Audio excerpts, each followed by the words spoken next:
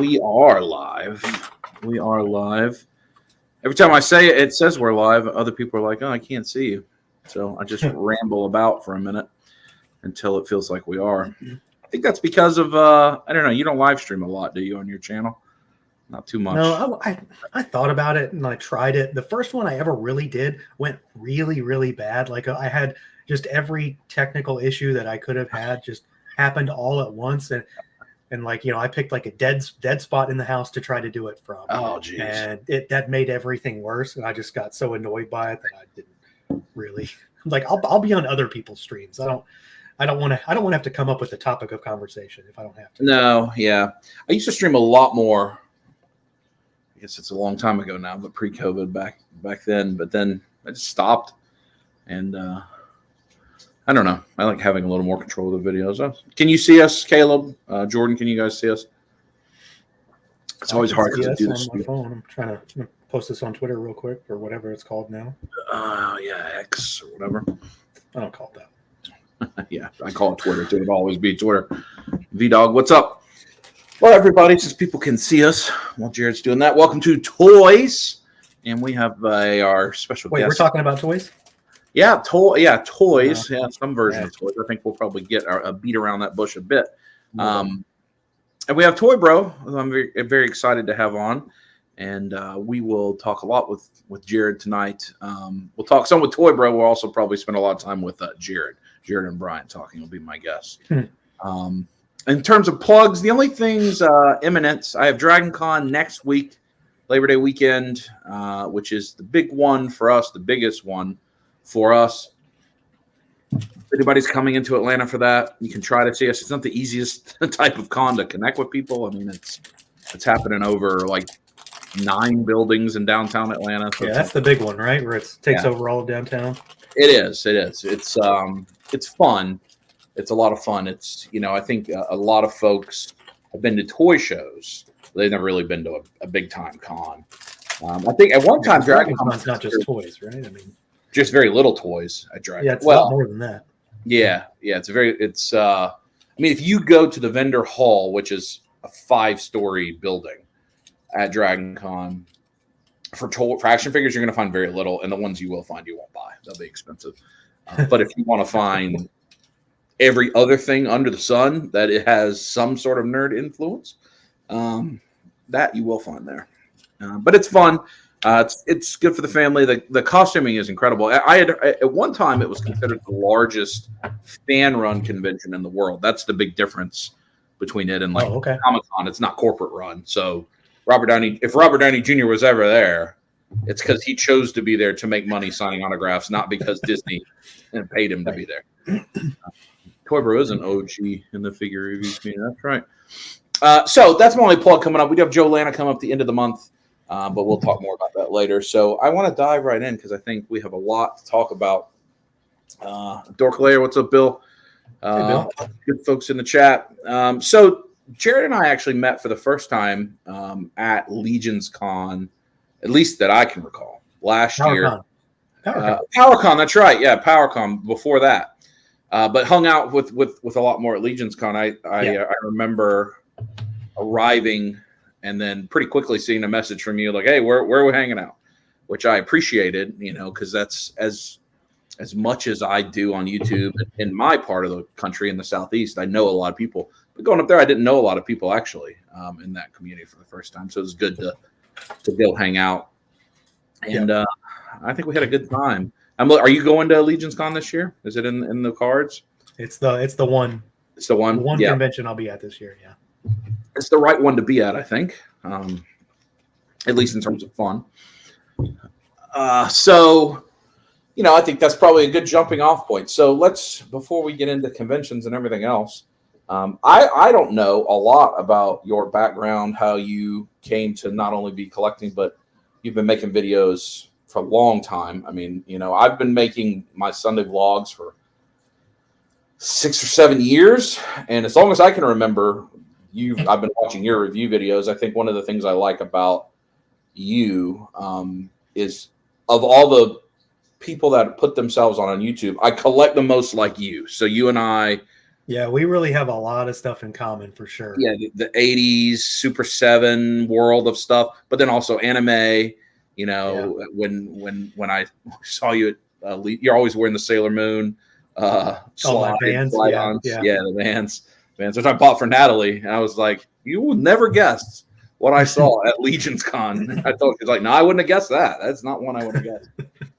So so you like imports, so I have my buddies that like imports, but they don't go anywhere close to the Super 7 or even 80s nostalgia. I learned that spending a lot of time with The Amazing this year is our few years of difference in age means he doesn't have a lot of affinity for Thundercats, Ninja Turtles. Right. Yeah, a he real likes American turtles, Hero. but yeah. Yeah, he it just wasn't him. So, what's your background? I don't know how close we are in age, but what, have you collected your whole life? Is this left over from childhood? Did you find it? Is it just a way to make money on YouTube? I mean, know it's been kind of like, it's been an off and on thing for a while. I mean, I've always been into toys for, I don't know, forever, really. I mean, you could probably blame my mom for that mostly. She had me watching Thundercats and He-Man and Turtles, and that's where I got it all from, was from my parents. So, yeah, I mean, I was big into Turtles. Was like the line that got me into I guess we'll say collecting. At the time, probably that was Turtles was, I was 3 when Turtles started. So when the toy line started. So you're just a couple years younger than me, because I would have been. Yeah, I'll be 40 now. I'll be 40 next month. Yeah, I'm about to turn 43. So very close. I was into that, and I had He-Man and I had Thundercats, but like all that stuff was like secondhand. Like it was not on store shelves anymore when I was old enough to have them. Because like you're not going to get a 1-year-old, something with an accessory that he's going to shove in his mouth and choke on. Yeah. Well, it was the 80s. You might have. So that's true. Yeah, but then it was Turtles, and then it was Power Rangers. That was next, and then like all like random stuff from the 80s and 90s. But then that probably I took a break like during high school. Too cool for that kind of stuff. But that didn't really last very long. I don't play with toys anymore for fill in the blank reason. It was like like late middle school, and then like the first couple of years of high school where I didn't really buy a lot of stuff. I didn't have the money to really do it. Yeah. But then I got a job and I worked at Target, so it's like all these toys are right here, and I get to see whatever is out that I probably wouldn't have paid attention to otherwise. So that like brought me back into it. And I was that like stereotypical, like the Target guy who's not going to let you get toys because he's going to buy them himself. So like I was always like buying stuff before it was on store shelves. And that, I mean, it kind of snowballed from there, for better or worse. I mean, that's what, 20 years ago, I guess. 20 plus. Yeah. I mean, I worked at Target when I was 16. I worked there for 4 years. So even, well, to me. And there was a little bit of a break after that, between working at Target and getting a different job. And then when I had a real job, things changed. And I got into Motu Classics, and that's what really kicked it back off again. Did you have anything left over from stuff you had as a kid at that point? Or I have all my vintage Turtles, at least the figures. Some of the bigger stuff disappeared somehow. Yeah. I have all my Thundercats, but I didn't have a great deal of them. I didn't have a lot. And they were all secondhand at the time. So most of them I don't have accessories for, but they're mine. Was that out of your desire to keep them, or did your household? I mean, like it was my desire, but like my mom made sure to keep the stuff that was important. Yeah. Like like some of the Toy Biz, like 5-inch X-Men stuff like that. I was really big into that. Yep. And then what little He-Man I had left, yeah. So like the ones, my original Stinkor, I still have him. He's still stinky. Did you do anything with Joe's, with the Real American Hero Joe's? No, my cousin lived down the street from us when I was really young, and he was the G.I. Joe guy. So it was like, you don't need him, he's got him. I had the Turtles, he had G.I. Joe, and he had everything. He had the flag, the whole deal, the typical like spoiled, yeah, like everything you could possibly imagine. So that was Transformers for me. So my two probably biggest affinities were G.I. Joe and Turtles. And I mean, turtles were. I mean, they took everybody. If you were a kid that age, that just happened. Sure. They were very. It was a cultural phenomenon. Yep. Yep. Joe's, I think, were affordable. So getting a toy was not an easy thing to come across in the house. I had to earn it, or cut a bunch of yards. But Joe's were probably what today would be like a $10 action figure. Right. They were comparatively cheap.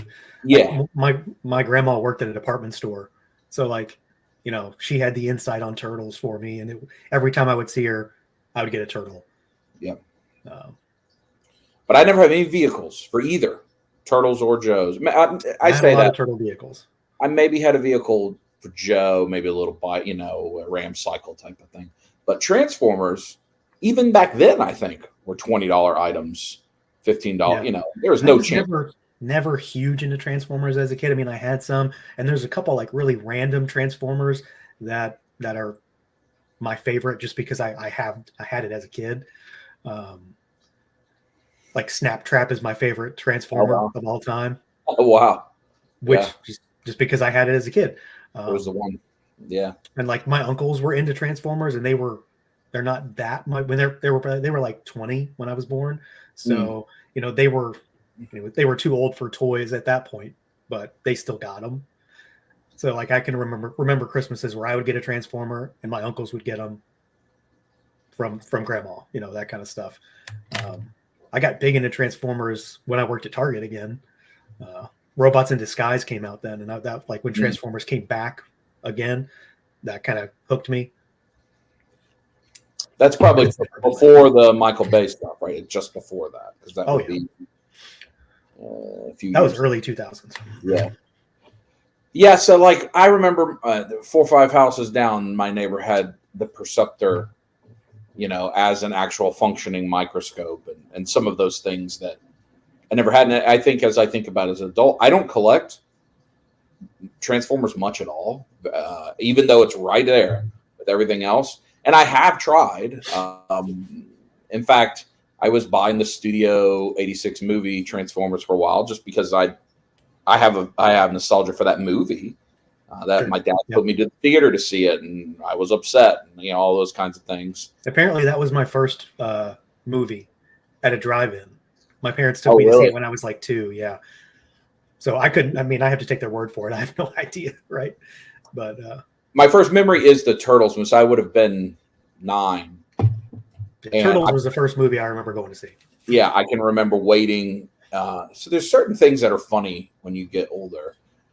I have affinity for that movie, obviously, but also because I remember waiting. My dad waited in line with me, wrapped around the theater, which probably was 50 people, but to my at 9, it felt like 10 miles to get the tickets to go see that movie. And so it was always special because I knew that he didn't want to do that. Like I just knew that's not what he wanted to be doing.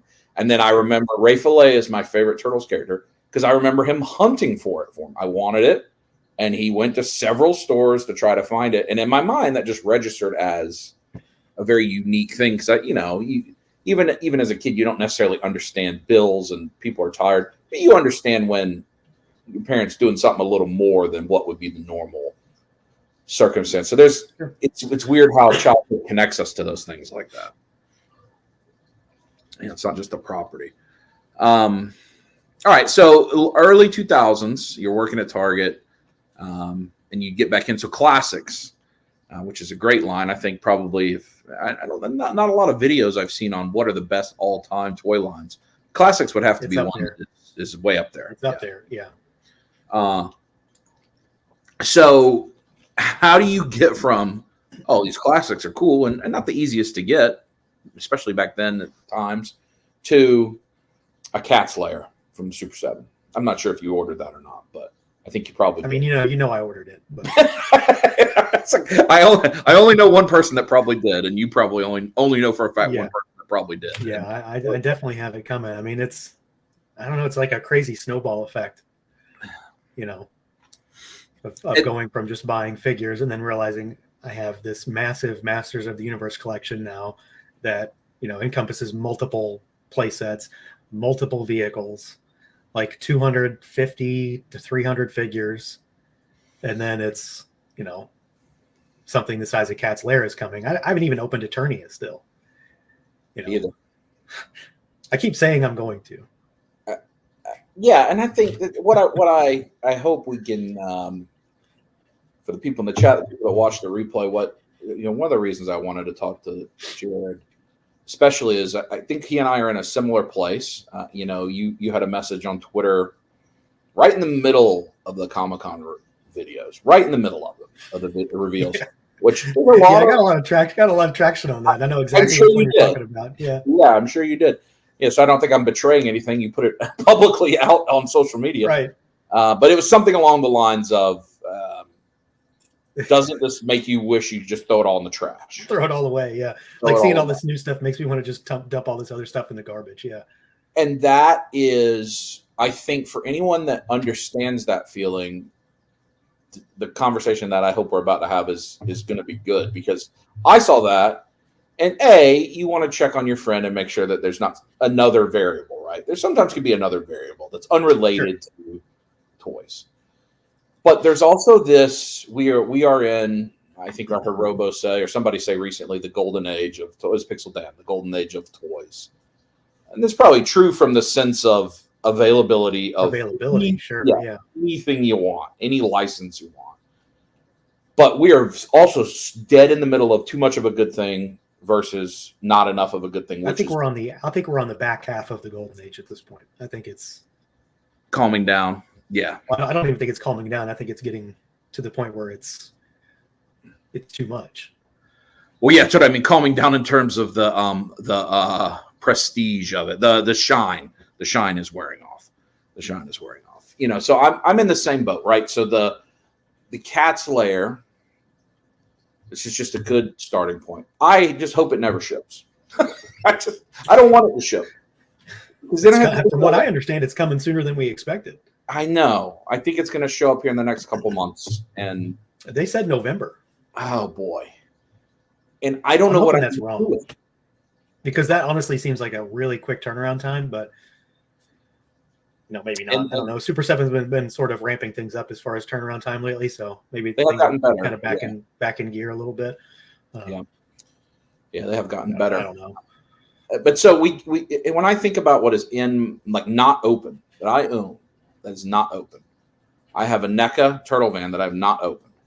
I have a NECA Turtle Sewer Lair that I have not opened. Eternia, I'm not open. Super 7's Turtle Van, I haven't opened. Yeah, I haven't opened the Super 7 van still either, and I'm not sure why. I opened the NECA one. I don't have a good reason why, other than if I open it, then I have to do something with it. I have to. Yeah, that's probably what it is, really. Yeah, I have to. It's easy to slot this box into a corner and not worry about it. Yeah. And if I take it out, then I have to put the accessory somewhere. Then I have to put the figure somewhere. I might have to rearrange a display or figure out if it's going to get displayed. Which sounds like a stupid problem to have, but it's an issue at a certain point. Yeah, and so you go back to your post, when you're seeing what, everyone said there's a lot of cool stuff shown off at Comic-Con. What was the spirit of that post? What was your mindset to say, you know what, if I could do it all over again, maybe I just have none of this type of thing. Yeah, maybe I just not do it. Yeah. It's definitely getting to a point for me that it's just overwhelming now. And as much it's overwhelming, but in a sense that I still love all this stuff. That's not stopping, which is part of the problem. Yeah. Anybody that's ever watched my channel knows how many lines I'm involved in, and I'm not buying this stuff just because I want to review it. I don't do that. I have done it on some curiosities here and there, but I don't do that. If I'm buying it, if it's on the channel, it's something that I like. It's a property that I have some connection to, which is ultimately way too many things. I just like too much stuff, and it's a lot of varied things. So that turns into, I want to buy this stuff, and then it has to go with all this other stuff that I have that I've been buying for the past however many years at this point. Are you do you struggle with completing lines? Do you get them all? Is that a issue? I used to have that problem. I've managed to kind of break that and not be worried about that anymore. It just at this point, I'm not getting stuff just to say I've got this wave or I've got this full set. If I don't want it, I'm not going to get it. Yeah, that's good. That helps. That's. I mean, there's some stuff that I do. Like, I mean, I'm all in on Legions. I'm all in on NECA Turtles. I'm all in on a number of Ultimates lines. I'm all in on Dragon Ball figure arts. You know, that's a not a small thing. Like that alone is enough to be someone's entire collection. Just one of those. A big collection too. I mean, so when 4 years ago, and I reached a point that I think I'm at right now, which is like there's just too much. And you know, you've got the overwhelmed from a financial perspective that everybody faces with this, but that you have the overwhelmed from a space perspective that I also think everybody faces with this. But you also have the overwhelmed just from it's not fun anymore because it now is a task. It's a duty. It feels like an obligation to figure out what to do with this item when it comes in. And so you stop enjoying it. And that's where I had gotten with 6 scale 4 years ago when I sold it all. And Mezco, where I had all of it. And for some reason, my dumb behind was trying to be a completist of Hot Toys MMS. That's crazy. But I was less than 20 away at that point. And they were all over the place. And I at that time, I say to myself, if I buy it, I have to display it. I have to find a place to display it. I'm not going to leave it in a storage unit. And that's what I was doing. So I, made the decision, sold it all, sold at the right time. November 2020 was the time to sell action figures. Let me tell you, you were getting big premium on stuff. And that was just selling on my own in a Facebook group, like not at, just at whatever people would pay. I wasn't killing people on eBay.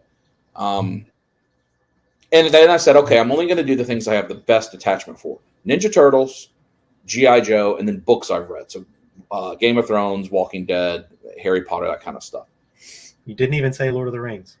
Well, Lord of the Rings is Lord of the Rings always. Always Lord of the Rings. It's almost like it's just its own category. Yeah, it's a given. Yeah. I collect Lord of the Rings, all things. So at the time, NECA Ninja Turtles, well, once a year, try to get the Comic-Con set. That was it. Right, Super 7 wasn't making Turtles yet. Every company that there is, you and I could form the company today, they'd let us Turtles. That's fine. Right. Anybody can get the license now, yeah. Yeah, that's what it feels. So it didn't feel like that much. G.I. Joe Classified had just launched or was soon to launch, and it was not a big launch. I'm like, okay. Little did we know. This won't be much. And next thing I know, every 6 months, 4 months, NECA's trying to get us to spend $800 at Target all at once, which is happening right now. Currently, they're doing it to us right now. Yeah, I'm stressing over these damn wrestling turtles. And so just today, in fact, it looks like they're going to be plentiful if anybody is truly trying to get those and interested in them. I keep seeing posts of people finding like 20 plus of them at certain stores. Yes. Not seeing here.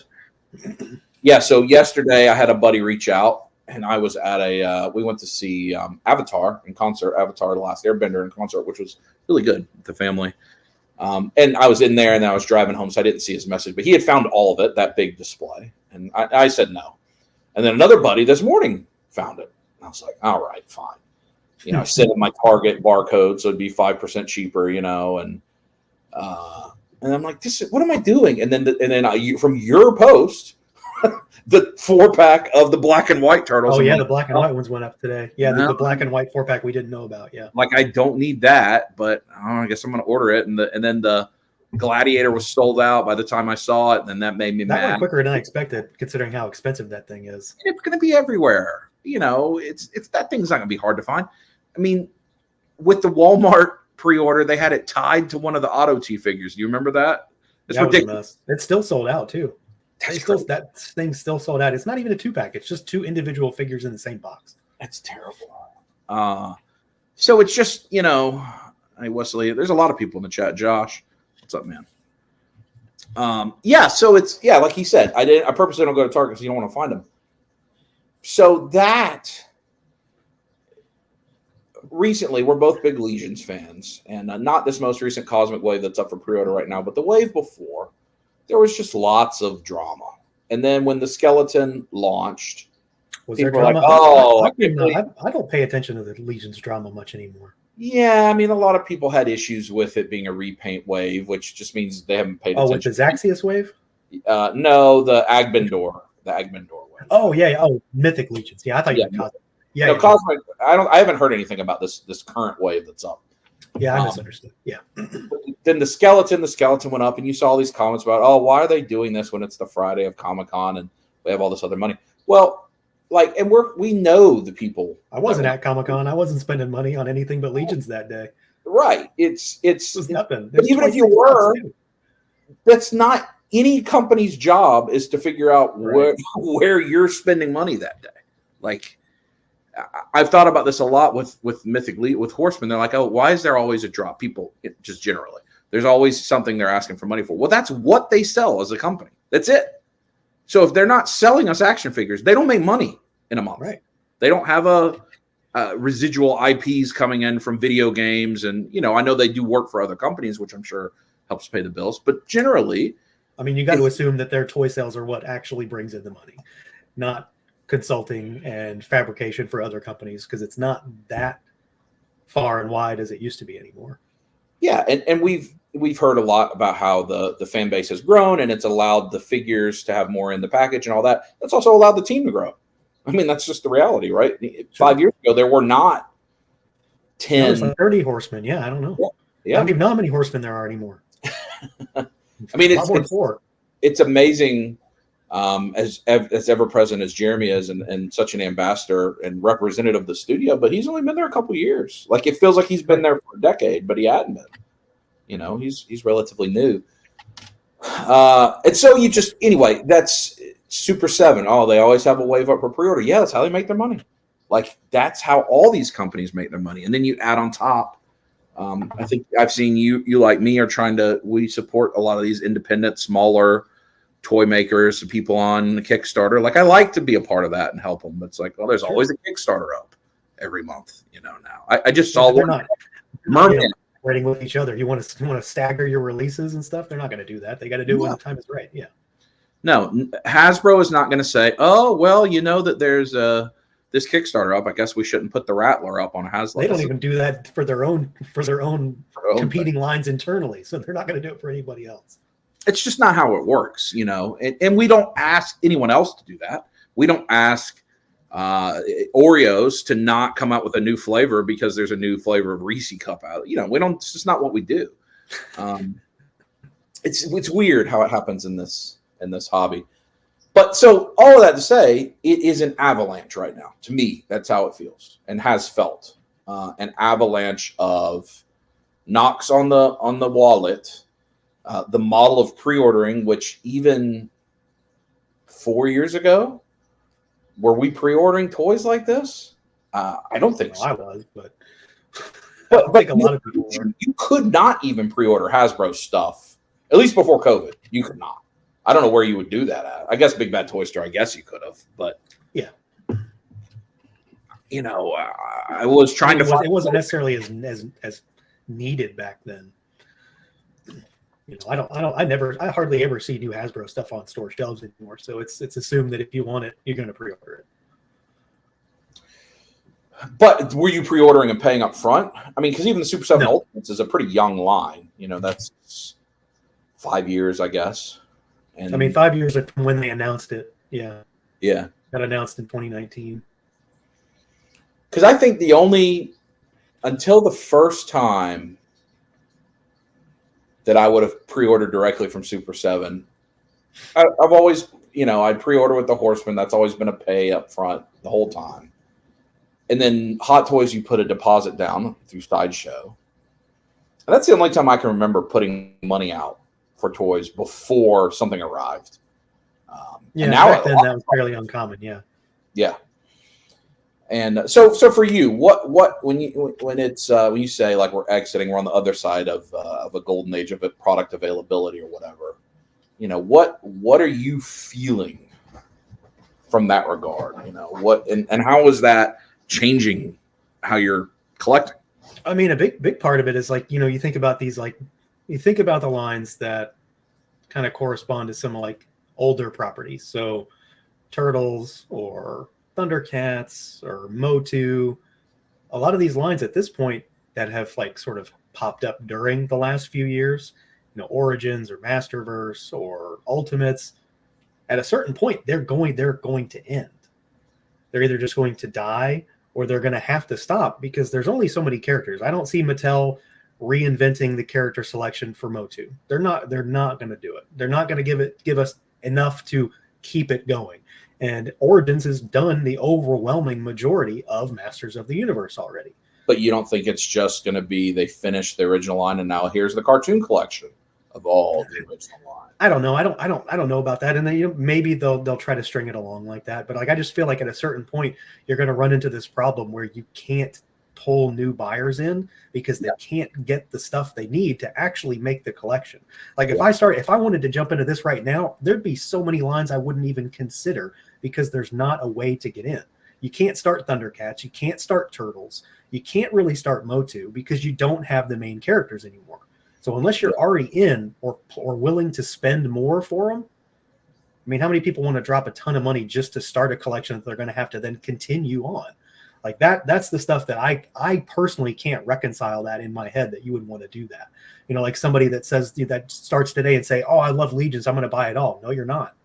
No. Like you're just not. You're not going to do it. Unless you've got really deep pockets, you're not going to do it. And connections with Legions. I mean, some of them are impossible to even find, let alone pay for. The same thing goes for like Dragon Ball Figure Arts. If you really want to get into that, you're not going to get all of them. No. You know, are you going to be content with that collection? A lot of people aren't. Plenty of people will be, obviously. But, you know, if you really want to do it, you might have to spend way more than it's worth to actually do it.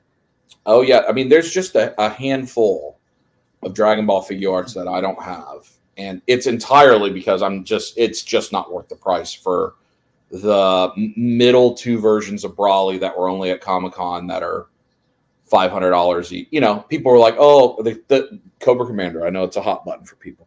You know what? It wasn't that long ago that you didn't get a Comic-Con exclusive if you didn't go to Comic-Con. Like, that was it. You had to know someone there. So I don't have those because at the time I didn't have a buddy that could pick it up for me. And then there's that very first Goku at Comic-Con that is just unattainable. I don't know if you have that. I don't have that one. There's some of the early Comic-Con stuff I don't have. You know, like that original Piccolo, I don't have it because the first figure is a Comic-Con exclusive Piccolo. Yeah, is the same as the one that came out. Not good. Yeah, I have it. It's not worth. It's not a great figure at this point. You know, like I don't have like that Mexico Goku. Oh yeah. That thing was immediately like the most expensive figure in the line the day it came out, just because of how weird that release was. But I mean, I have 98% of the line. Yeah, I do too. That was one I wanted to get. Yeah, I had a buddy that got me that one, but you know, because you couldn't get it otherwise. But so you know, in the lines you're talking about, I mean, there is a difference in what Dragon Ball Figure Arts does. There will always be a Goku and Vegeta coming out in a year, always. Right. Just always is. And especially now, they do a really good job of keeping that stuff out.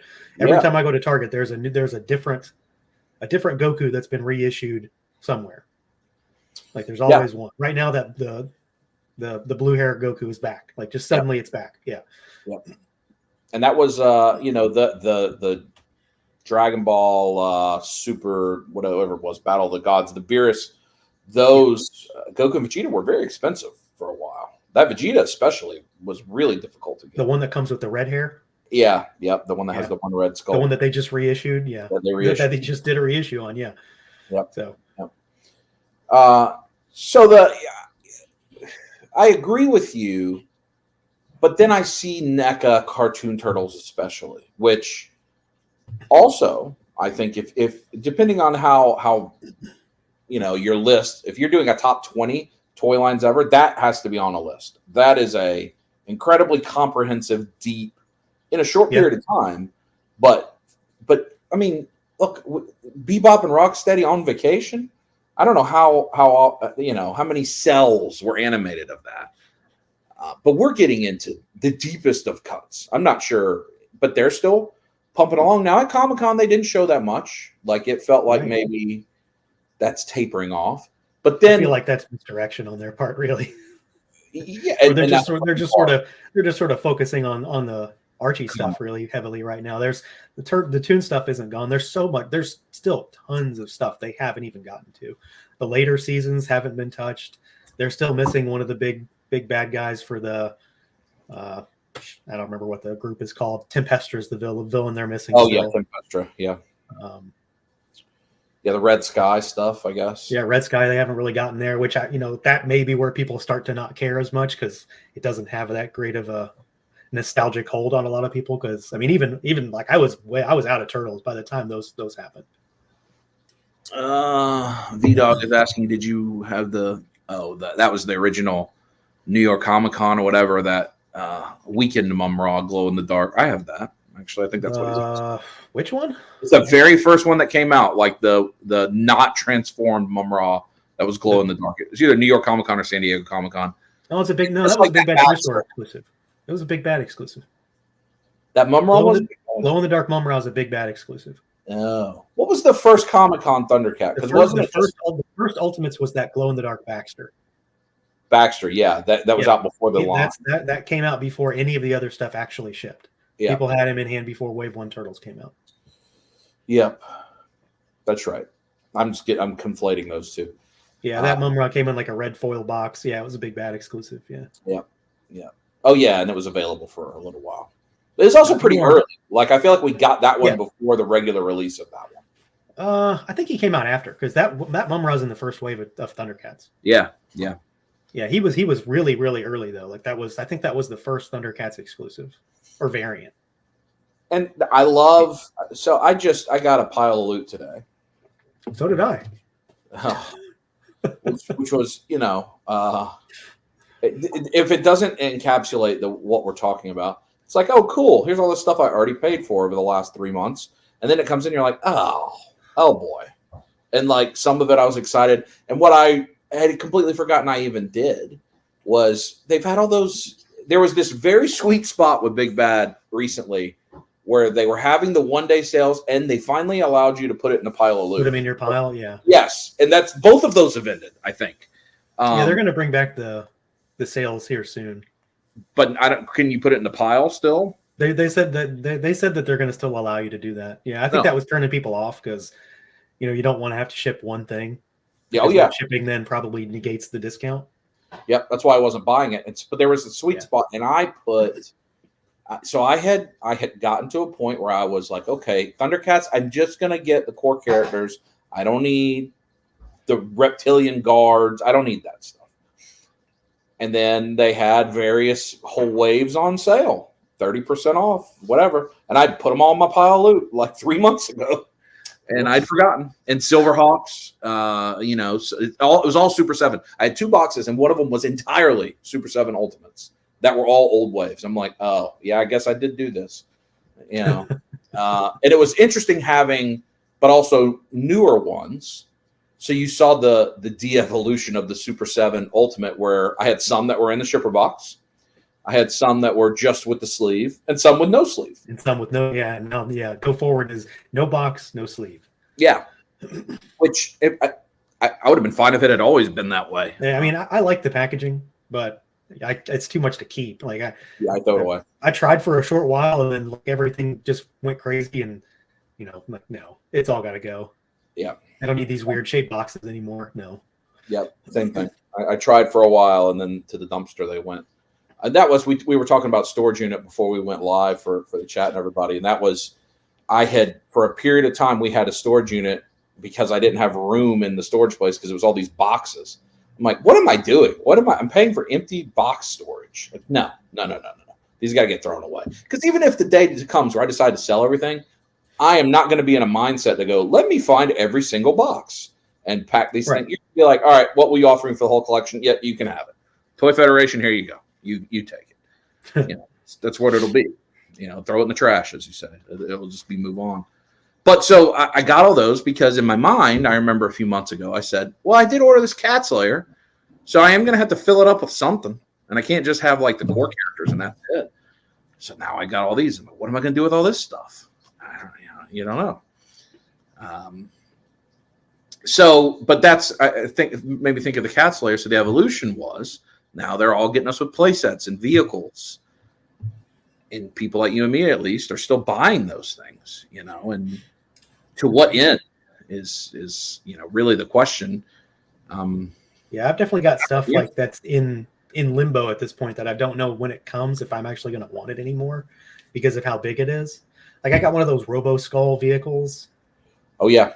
Yeah. And like I don't even begin to want it anymore. I have no interest in that thing now. It's been so long. I don't care because of how long it's been. And by the time I get it, there's not going to be a place that I want to give it. It's going to be taken up by something else. Have you ever seen it in person?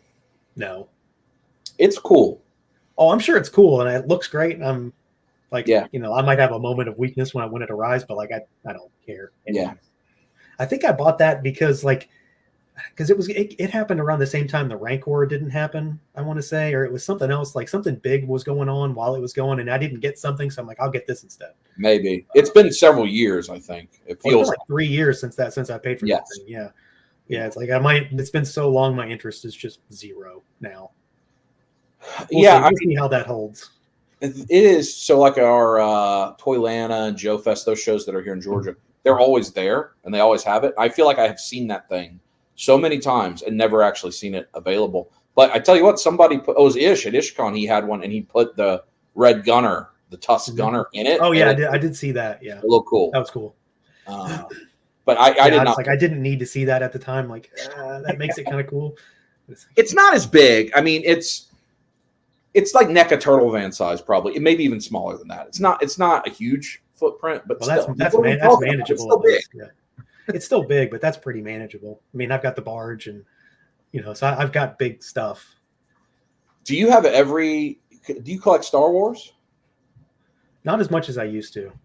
So do you have every HasLab successful? Oh, you don't have like Unicron. You don't have the big Transformer. No, I don't have the Transformer stuff. I did get the last one, the Rebel or it's the Robots in Disguise, Optimus that turns into a fire truck, and yes, because that's like my favorite Optimus, so I got that.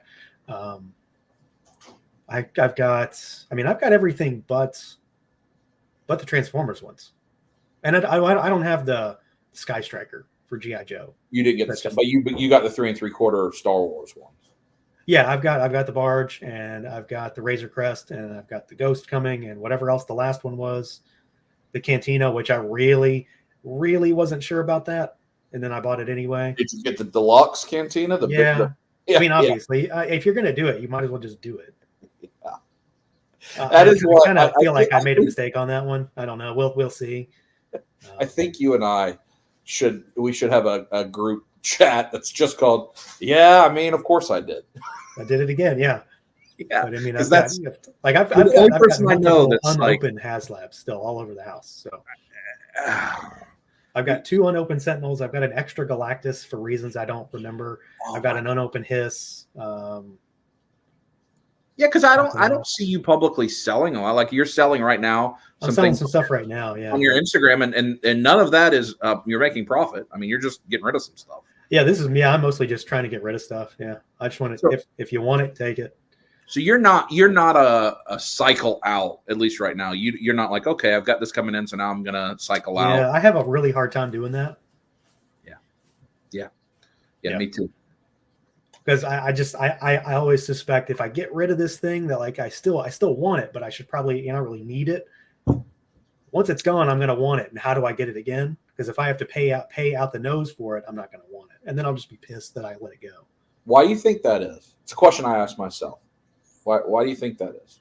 I've always been this way with stuff like this, though. So I have a hard time letting go of material things like this. A lot of other stuff I could just toss it and not think twice about it. But anything collectible of any kind, it's just I can't. My dad is the same way. My grandpa is the same way, and I'm pretty sure that's where I get it from. But so even those Sentinels that right now are pretty valuable, I'm sure. I haven't checked, but I imagine that market went down. Oh no, man! I fully intend to open them one day. Yeah. I have one open. It sits on my desk. I see it every day. Yeah. It's got a Justin Santa hat on it from Christmas. I've thought about that myself because there's things I just 2 weeks ago. So I was buying 2 of every G.I. Joe classified for the whole history of the line. No good reason why other than, okay, I'll keep one in package and I'll open one. That includes both HasLabs, every exclusive, some of which are, as you know, incredibly difficult to get. Right. Those early days. And I had them all the way up to, I think, like 119. Everything. Fortnite Snake Eyes, not that was hard to get. You get it at Ollie's, but everything. And I just couldn't. I was like, what am I doing with this? I need to get rid of this. And it took me a year to finally end up selling them. And I had needed to sell them to somebody I knew, like that I knew would help him. He was, he's going to take them and sell them. And he got a good deal. And he traded me Mondo 6-scale stuff, which opened up that door again, which is, did you pre-order the Lino? Not yet, but I'm going to. I mean, obviously I have to. I just haven't. It's just a rule. Yeah. I'll get to him this week. So that's, it was hard, and I don't know why. I don't, there's an element that tells me because it was so difficult. It was really hard to get the toys I wanted as a kid. It took a lot of work and convincing and what felt like great burdens. But then also, like, it's things I enjoy, and I have worked hard as an adult to be at a place where I can buy the stuff if I'd like to. And I don't know. I don't have a good TV.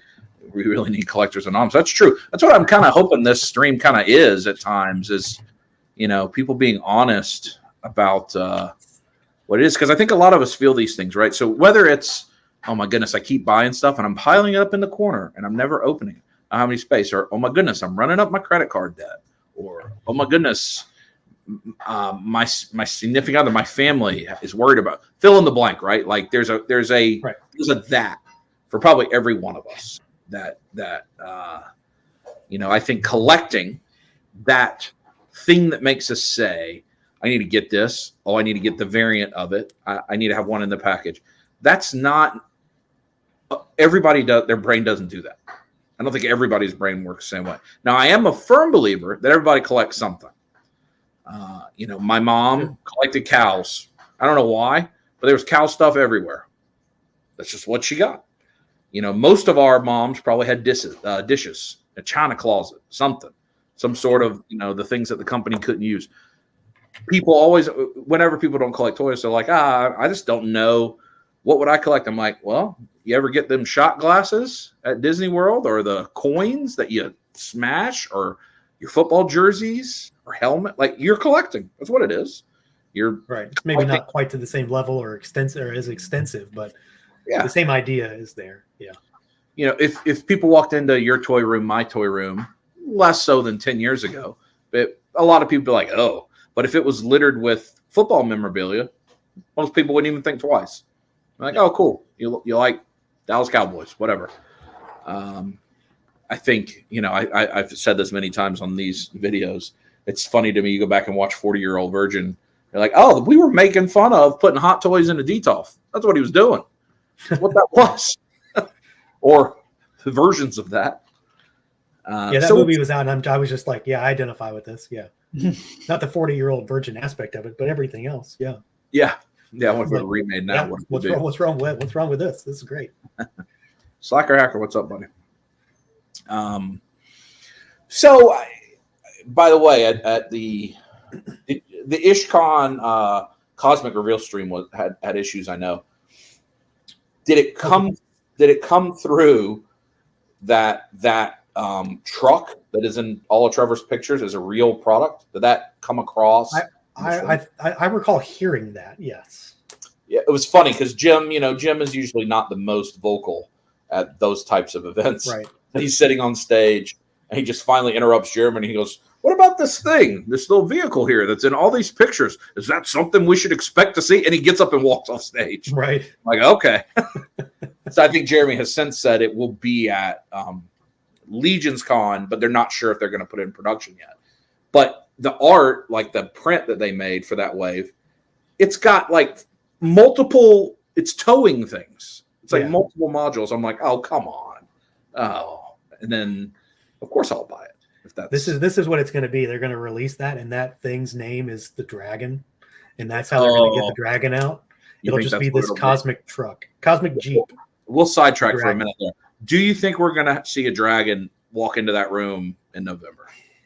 I think if there's a time and place for it to happen, it's going to be this one, because of the anniversary aspect to everything, not only for the line but for the company. The fact that it's Legion's Con. I don't know a better way to do it. Do I want to see it? Not really, honestly. The the practical part of me is worried about the size of any Legions type dragon.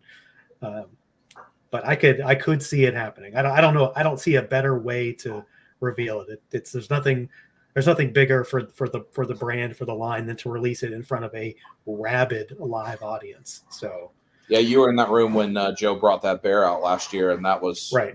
Mythic Legions had won the Super Bowl for 5 minutes. I mean, yeah, I mean everybody lost their collective minds for yeah.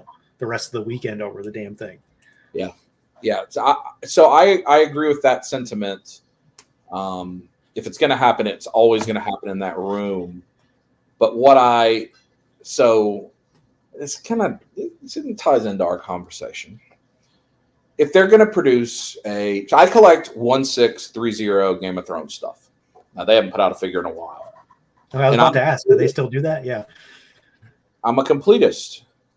I did not buy Drogon. They made Drogon, and I didn't buy it. How big is it? It's like a coffee table. I mean, I'm not sure I've ever seen that. Yeah. No, I think they only made like 1,000 of them. And I didn't buy it. I could have. I mean, it wasn't a money. I mean, it was not cheap, but it wasn't that I didn't have the money. It was just like, no, this is too far. This is just too far. What am I going to do with this dragon? And I never bought it. And I have the urge. I look at it all the time on eBay. I got to save, just like this stupid Mikey's pizza van for Super 7. I'm like, oh, am I going to break my completism? I guess I am. I'm not going to pay $1,000 for that thing. Did you order that thing? No, I that's like the one Ultimates thing that I guess I'm not going to have. I couldn't justify it because one, there's nothing about it that really, there's no nostalgia there for that van that looks like that, and I also haven't opened the regular one, so it's like if I haven't opened the first one, I don't need to. Did you intentionally not buy it when it went up when it was on that Monday, or did you miss it? I wasn't going to go for it. Yeah. Yeah, I could have gotten it. I mean, I had every opportunity. I just didn't. I was driving and I missed it, and I think that probably made it worse because I didn't get to make my own choice. And so now I did it. I'm thinking. I mean, right afterwards, I ended up buying that Scaremare Mondo. So I didn't need it anyway. I also purchased that. But so that dragon I didn't buy, and it was just because it was like, truly, where am I going to put this thing, and what am I going to do with it? Like, I cannot put this, And so in my mind, I'm like, okay, would I buy a Legion dragon? I mean, the answer is yes. I know the answer is yes, but what is practical for them to make? Do they make a rotocast hollow kind of troll style, big, but affordable, quote unquote, meaning like under $1,000, right? Or do they make something like the Golden Axe, Storm Collectibles style, like a rideable? Yeah, I mean, I've kind of just been under the assumption and expectation that if and when it happens, it's going to be large, it's going to be fully articulated, and it's going to be expensive. Where do you think that's come from? Where have they ever said there's a dragon, or is it just because it's fantasy? I mean, they've never. I don't know if they've truly ever said yes, it's happening 100%. Expect it in the future. It's just I mean, as far as I remember, it came out of the fandom in the community with the expectation that obviously the dragons exist in the world or existed, based on the lore. There's no reason it can't exist. So why doesn't it? But we don't have, I'm trying to think, there's no lore, like really detailed story that talks about. There's not a lot. I mean, there's I think there's more lore now than there was because, of the dragon guy from the Boxes Wave, Arakagor, he's, that race came out of traditional dragons in some way. Yeah. And there is stuff in the lore that does mention, not to mention the artwork that shows dragons and stuff like that. So they do exist in the landscape out there, but we don't really know a lot beyond that. There's really nothing out there to tell you what you might expect. What my, from the business side, but the reason if I gun to my head, will there be a dragon revealed there? I think that answer is yes. Primarily because if there isn't going to be, I think you have to be out in front of it and say, guys, we're not making a dragon. Sorry. Yeah, see, I kind of figured they might have already said something along those lines, because at this point everybody expects it. So it's one of those things that's either it's going to happen, or they're going to subvert expectations and not do it. Which, from my perspective, I don't care if it happens or not. If I'm certain I would jump on it, just because it's one of my favorite lines. But I'm not among the camp that is clamoring nonstop for a giant dragon. Yeah. I just think from the optics and the business side of, most people are thinking like us, that probably in that room at their biggest show of the company's history, that's going to come out. You don't want to have any opportunity for that to become negative. And I just feel like you get in front of it. So something. I mean, if it doesn't happen, I'm certainly not going to be disappointed. Like, it's not going to make my experience any less. I'm not sure it's going to make my experience any better for it to be shown there, honestly. But it seems like the time and place. Yeah, I agree. But I'm not sure it goes up for order, because in my mind, I'm like, okay, usually that G-Con pre-order is a expensive way, $500. This could be a wave, though, really. Yeah, is the dragon the way, but are they going to ask us for $1,500 between the middle of November and Christmas at the end of the year? Like, when that wave normally runs, like, that's a tough, in what we're talking about, that's a tough ask. And I've always kind of wondered, I know they're past the point of Kickstarters, but is a dragon something that would need to bring that model back? I wonder too, crowdfund it. Yep. To make sure that, one, they're not overproducing it or having to rely on vendors for it, because the last thing they're going to want is for a dragon to end up on clearance at Big Bad Toy Store. Yep. I thought it's probably unlikely, but that's not what you want. The line is not as hard to get as it's not hard to get now. There's no barrier to entry for Legions except knowledge of the fact that the line exists. Yeah, there's still plenty of people that don't know it even exists. My guess would be they reveal a dragon. If it is at that time, it is not Kickstarter itself, but maybe the way McFarlane is doing it, like their own hosted crowdfund made. We are only making the 307 of them that get sold type of. Yeah. And there has to be 300, whatever is the MOQ to get it made. Because it shocked me when that Mikey's Turtle Van was the Comic-Con exclusive, but then I went, well, of course it is. They're going to reuse that mold. Of course they are. There's going to be a Channel 6 van that comes too, because once they've invested in it, they're going to use it. Like, I just hate it. I don't want to have. I didn't realize. I guess I didn't pay attention during all that to realize that the van was actually in hand and produced already. The way it always read to me was that they were pre-ordering and then they would ship it to you, but it wasn't that. Is that you're buying it and then they're just going to ship it to you? Yeah, right away. Yeah, I think I guess they had it produced and they just weren't going to hand you a van to walk around Comic-Con with, which makes sense, right? Yeah, kind. That's kind. I don't know. I think there's only 250 of those vans. That's pretty low. It's a pretty low count. There's not many of them. I'm sure of that. Yeah. So we've got. You have Snake Mountain. I have Snake Mountain. You have Castle Grayskull set up also, Classics Grayskull? Yeah. Yep. But you don't have Eternia set up. No. Cat's Layer's coming. Are you even going to try to set that up if that arrives here in 2 months? Yeah. Do you have a space where you think you're going to put it? This space here is going to be repurposed for it somehow. Like the shelves will have to be gone or different. Like that won't sit. Yeah, I've got a loose plan in mind for it. It's whether it works or not. Yeah, but if not, I do have another spot that it can go in the house. You should. It really comes down to actually having it in hand and making sure I've got measurements correctly, because we saw it at PowerCon. I'm convinced it's not as big as they originally said it was because of how some of it is arranged. It's not as deep as they claim because of where some of the extra stuff gets sat in the display. Oh, you think some of that was in the measurements? Yeah, I believe it was. Yeah. Because it's not like 38 inches deep from, I think it's all going to come down to how you display it. Like if for some reason you're displaying it closed, that makes it deeper, which I wouldn't do that. And then like the big table that cannot actually fit in the playset itself has to be set aside. And it was always set behind it.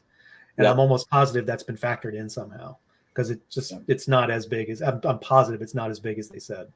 It's definitely as tall and as wide, but the depth is misleading to me, I think, in a good way. I would agree with that. Because depth is the problem with this stuff. You can have like really wide stuff and really tall stuff all day long. Like the barge is 4 feet long and it's super easy to display. You just put it on a shelf. Mm-hmm. It's not deep, but Galactus is easy to display. He's 3.5 feet tall or whatever, but he's easy to display. His footprint is only this big. Yeah. But when you get something like Cat's Lair that is 3 feet deep, nobody has a 3 foot deep shelf. Now, once you're deeper than the top of a DTOF or the top of 2 DTOFs, you're in trouble. Like that's it's really hard to display. I mean, like like I have to display Classics Grayskull closed because it's like in an L shape when it's open. It doesn't display fully. You have to keep it one side deep and one side wide, and it's like 1.5 feet or like 2 feet deep. It's really hard to display that thing unless I put it on the floor, and I'm not going to do that. Now I've thought about, I have, so my toy room, I'm not in it right now, but my toy room is it would have been I built this house, so it would have been a pretty big size second bedroom with a walk-in closet, but it had the closet's completely out of it, like it's just a big empty rectangle, and so the shelves line it, but then in the middle is like a sofa and you can watch TV and whatever. Yeah.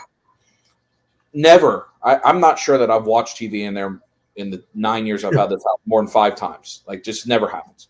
So I'm like, I could take the couch out of there and build, my buddy David is a good carpenter, an actual huge rectangle table right in the middle, and then put a layer underneath it and put Snake Mountain and Eternia and Grayskull and Cat's Lair. I don't even think they all fit, but something, and set up like the ultimate 80s like play yard, and then underneath be where all the vehicles are parked. And I keep thinking about doing that, and I might actually do it. Yeah, that'd be cool. It would be cool, but will I go in there and play with it? I don't know. How often are you in the room that you're in right now? If you're not, pretty rarely. Yeah, if you're not opening, like I don't film down here or anything like that. This is in the basement, and this has been a work in progress since the day we moved in, and I don't think I'm ever going to be finished with it. Like this goes back to the overwhelming aspect of it.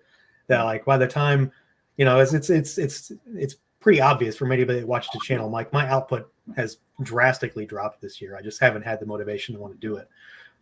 It's like by the time I find any interest in doing anything with toys, it's like, okay, maybe I'll film the video, and then it's like I don't want to touch this stuff at all right now. Yeah, I was going to say. I mean, I know you've it's been an interesting year for you, but and your output has dropped. Is that primarily due to just the overwhelming nature? It's I don't feel like making videos about all this, only if it's something really speaks to you.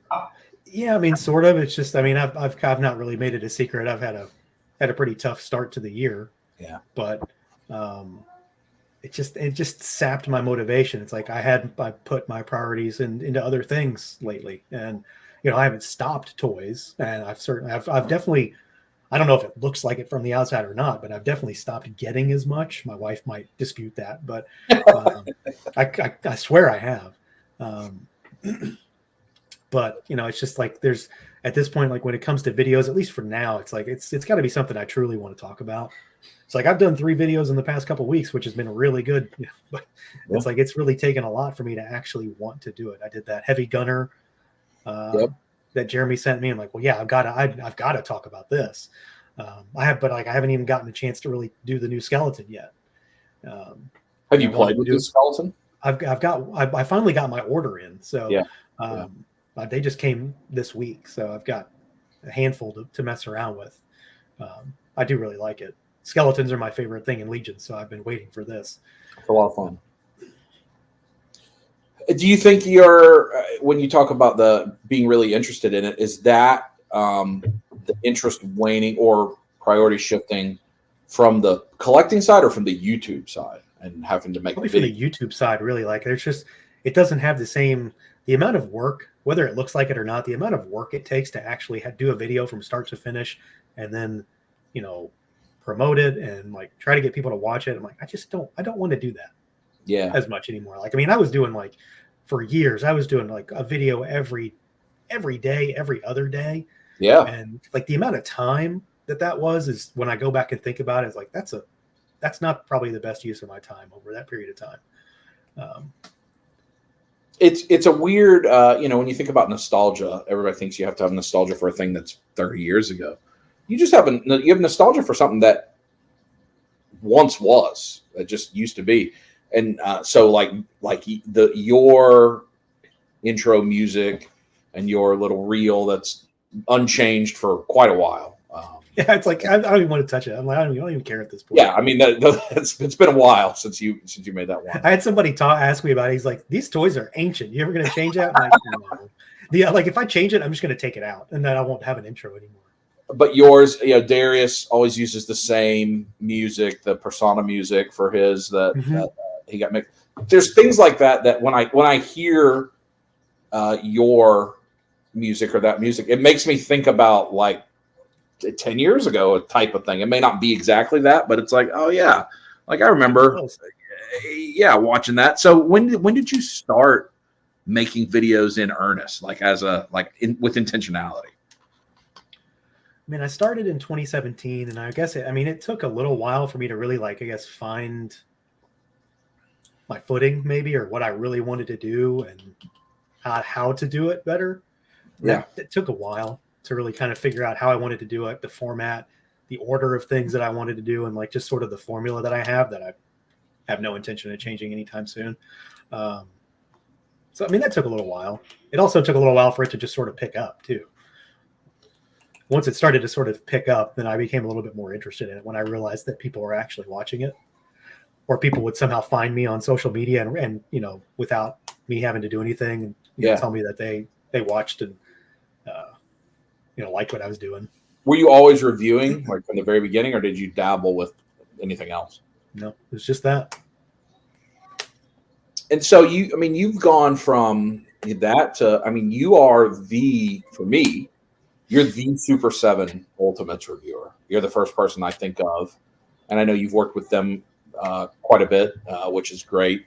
But that's, and you are one of the main, I know if Bill's still in here, he's the Figura guy, but you often, Legion's reviewers. But especially Super 7, but then also a lot of Dragon Ball stuff, figure art stuff. So how did you got to work with Super 7, or where they'd start working with you? Is that just from the normal channels? You got a popular channel, you reach out through the media and the media contacts? Or honestly, I've never actually gotten anything or worked with anybody by reaching out to them. They've come to me. Yeah. So Super 7's the big one, really, in terms of what they've done for the channel. Because when they started working with me is when things really started to go. Because I had Turtles and Thundercats before anybody else. So that just sort of by virtue of the optics there, people were interested. But that to get to that point, Brian Flynn messaged me on Instagram. He's like, "Hey, call me." Like, oh, either I did something wrong or he's got something cool to talk about. Yeah. Like, what did I say about Super 7? But no, we had a conversation, and that just sort of started from there. And the same thing happened with Bandai, Tamashii Nations. Like, one of their marketing guys saw me post it. He saw the review I did for the Figuarts Old Han, which is something that's not even released here. I don't even. Was that from the new trilogy, like the it was the old Han Solo from Episode 7. What was that called? Sent me a message Tamashii Web exclusive is what those were. Yeah, because all the Star Wars stuff isn't sold here. Mm-hmm.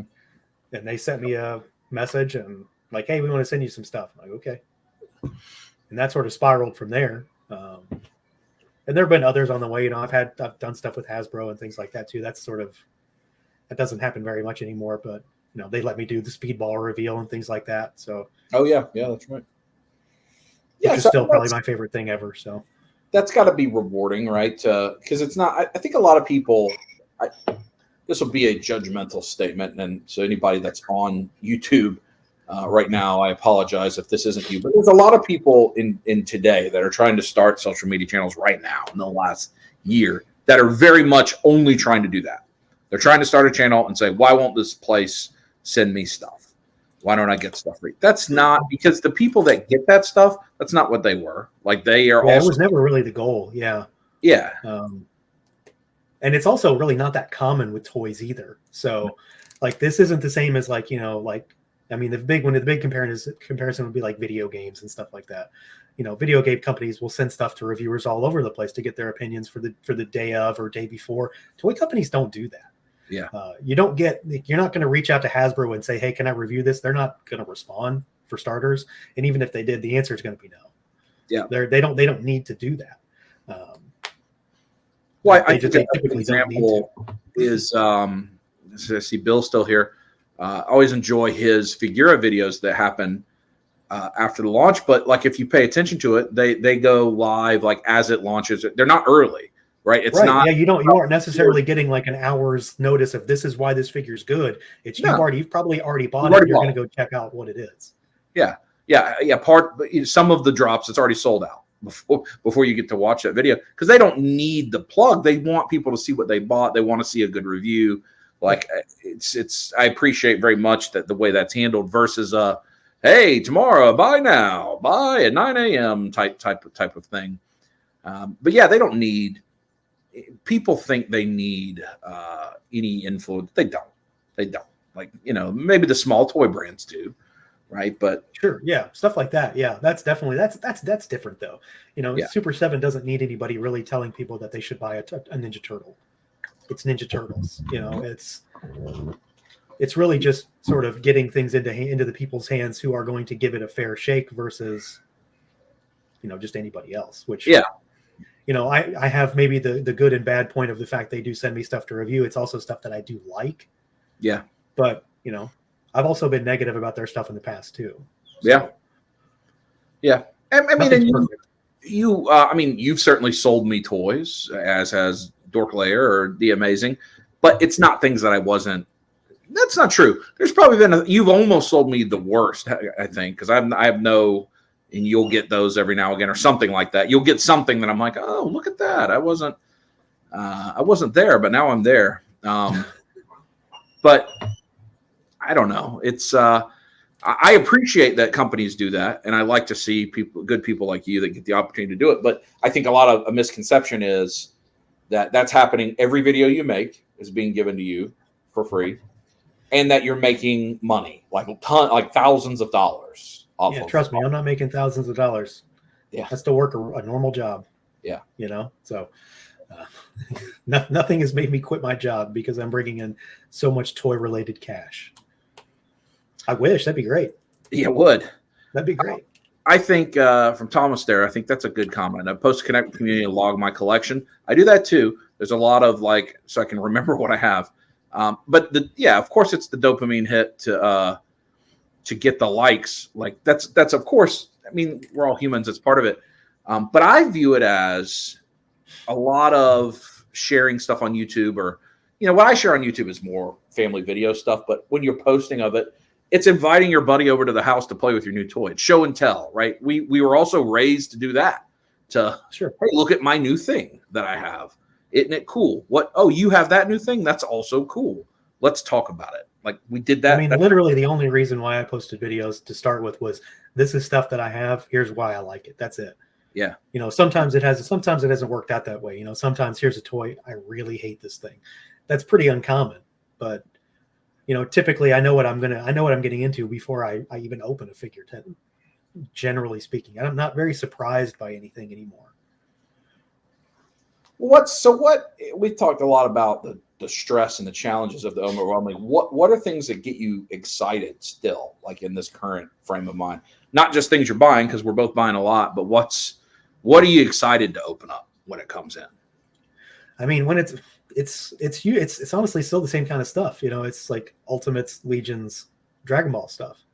Dragon Ball stuff is typically the stuff that I really want to open immediately.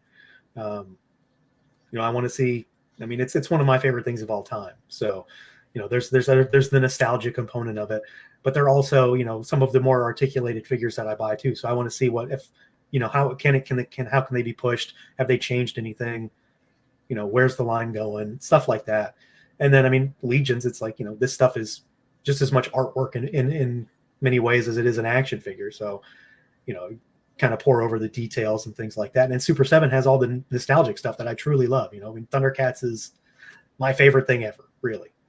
if there's one property above anything else, it's Thundercats. Turtles is right there with it. They have, and Turtles specifically, unless things change, a lot of it is those vintage toys, which those were a huge part of my childhood. So it's just kind of like reliving some of that stuff again. But there's always just like this is cool, it's new kind of aspect of it too. That fades pretty quick though.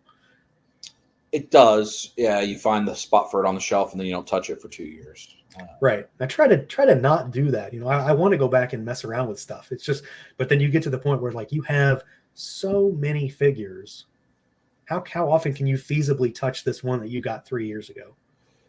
Are you really going to want to go back and play with that 9th Venom you got when there's 14 new ones already? Right. And they changed this one and put it on a retro card, and now you've got 45 Carnages. You're like, are you really going to go back and play with some of those? Are you going to replace them, things like that, and cycle them in and out? Because that was my plan for a long time, is I'll take this display down and I'll put a new one up. And that, I can tell you, that has never once happened in the history of me owning a toy.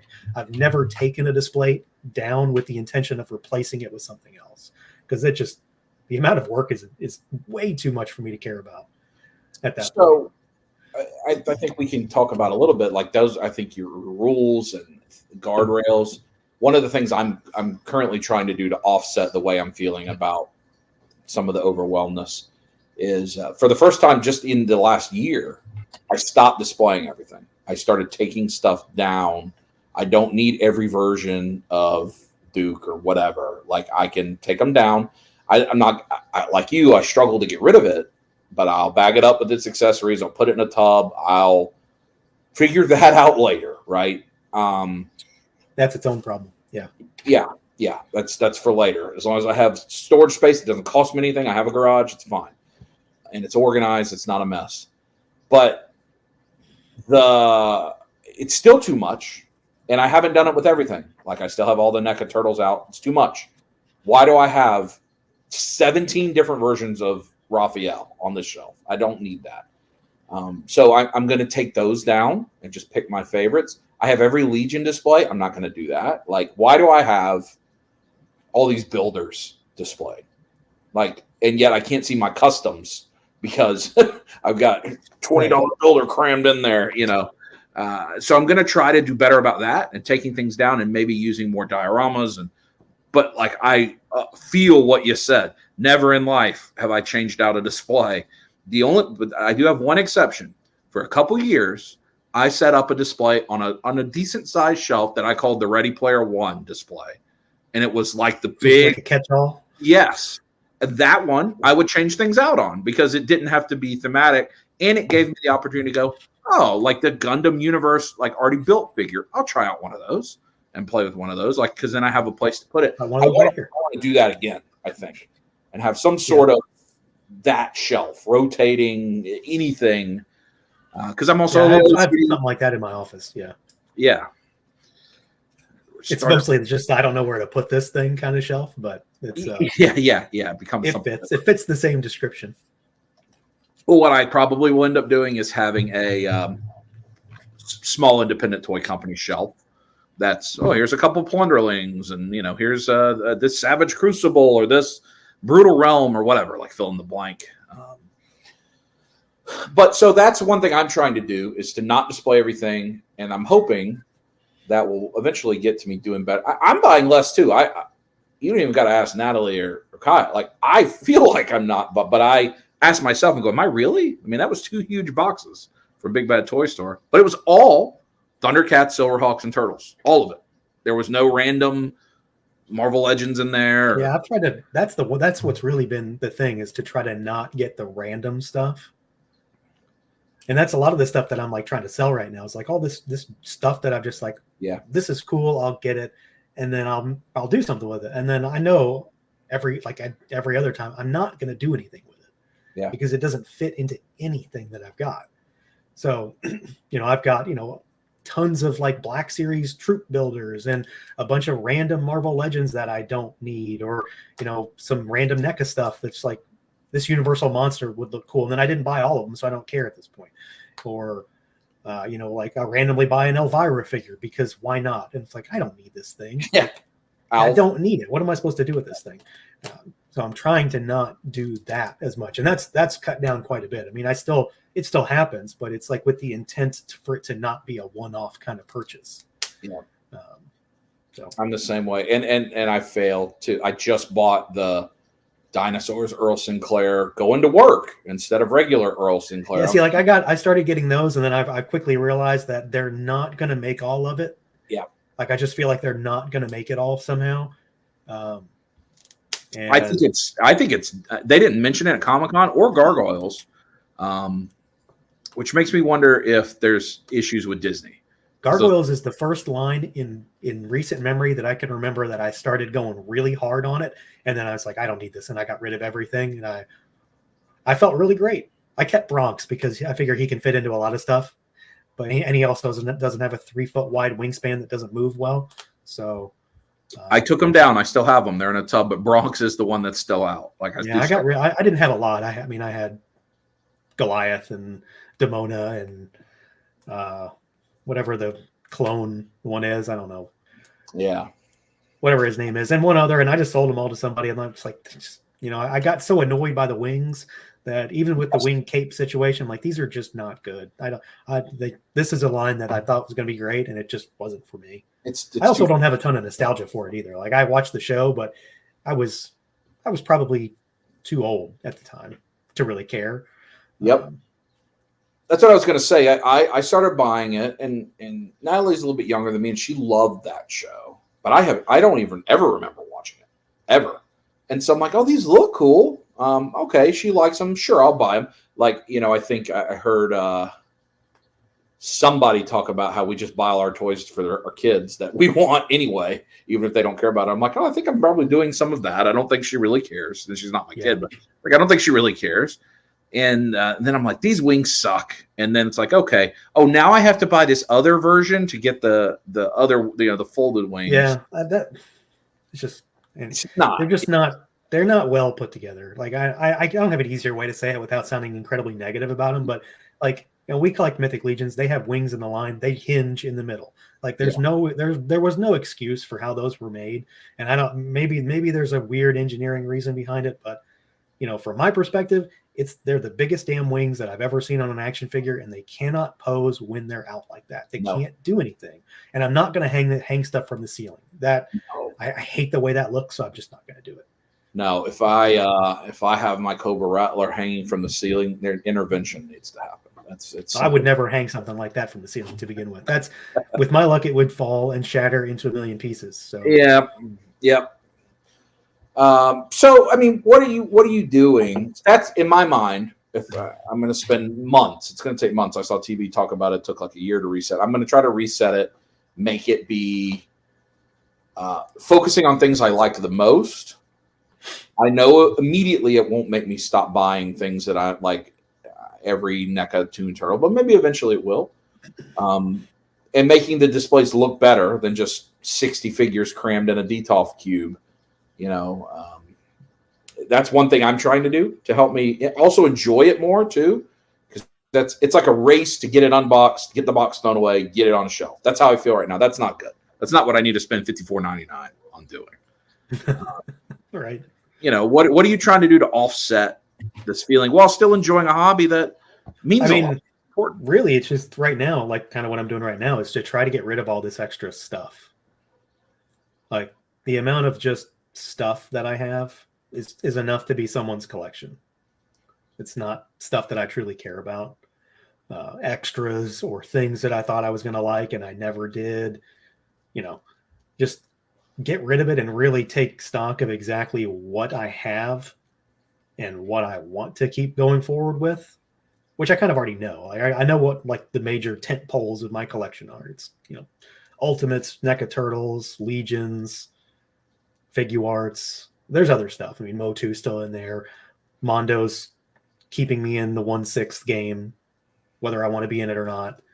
And there's always going to be other stuff, but to try to not buy just everything. I've cut back drastically on Hasbro stuff, which has been a big help.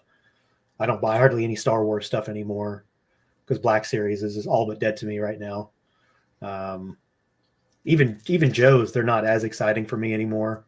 I'm still in, but I'm not as like, there's some stuff I don't need certain figures, some stuff I don't care about. So I just don't buy it.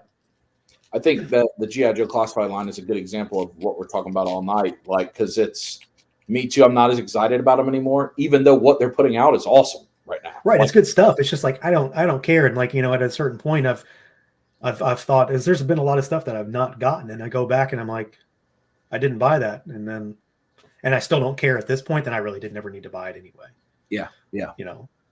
Or there's stuff that I don't even remember not buying and I don't think about it now. So I'm not going to worry about it later. Yep. Yeah. That's, so what about when eventually the Super 7 Thundercats line has to end? That line is very deep. I know that there's more they want to do, but at some point it won't make sense because I can't imagine they're selling a ton of. Probably not. Yeah. And plus you're seeing like I don't know, is this a new sculpt on the wave that's up right now? The kind of Lino and the Mumra? The light up ones. Yeah. The Lino. Is that a new sculpt? To at least to a degree, some of it is. I mean, Lino is definitely a lot of new parts because there is no, that the heads are different, and I know the arms might be different, but it could be a lot of reuse from that mirror Lionel figure too. Did you pre-order those? Oh yeah, yeah. I actually haven't. Those I'm definitely interested in. Yeah, yeah. I've gotten paralyzed. So for a little while, the collecting, if you buy Hasbro stuff, especially, got paralyzed by everything showing up at Ollie's and Ross at $5, and so people stopped pre-ordering. I've learned, and we should all understand this, what that means is the big purchasers, which is no human being. The big purchasers are Big Bad Toy Store, Amazon, Walmart, Entertainment Earth, Target. They are going to not order as much the next time. We see that the most in Super 7 currently, where the brand, it's already been corrected at this point. Yeah. So people think it hasn't been because they're like, oh, well, this line of Ultimates went on clearance and it's relatively recent.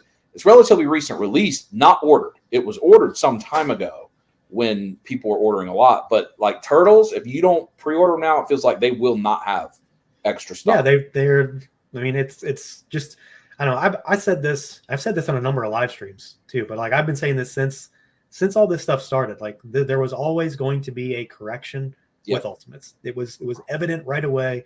When Turtles Wave 1 and Thundercats Wave 1 came out, people didn't pre-order them because it was an untested line. No one knew. Super 7 had never done anything like that.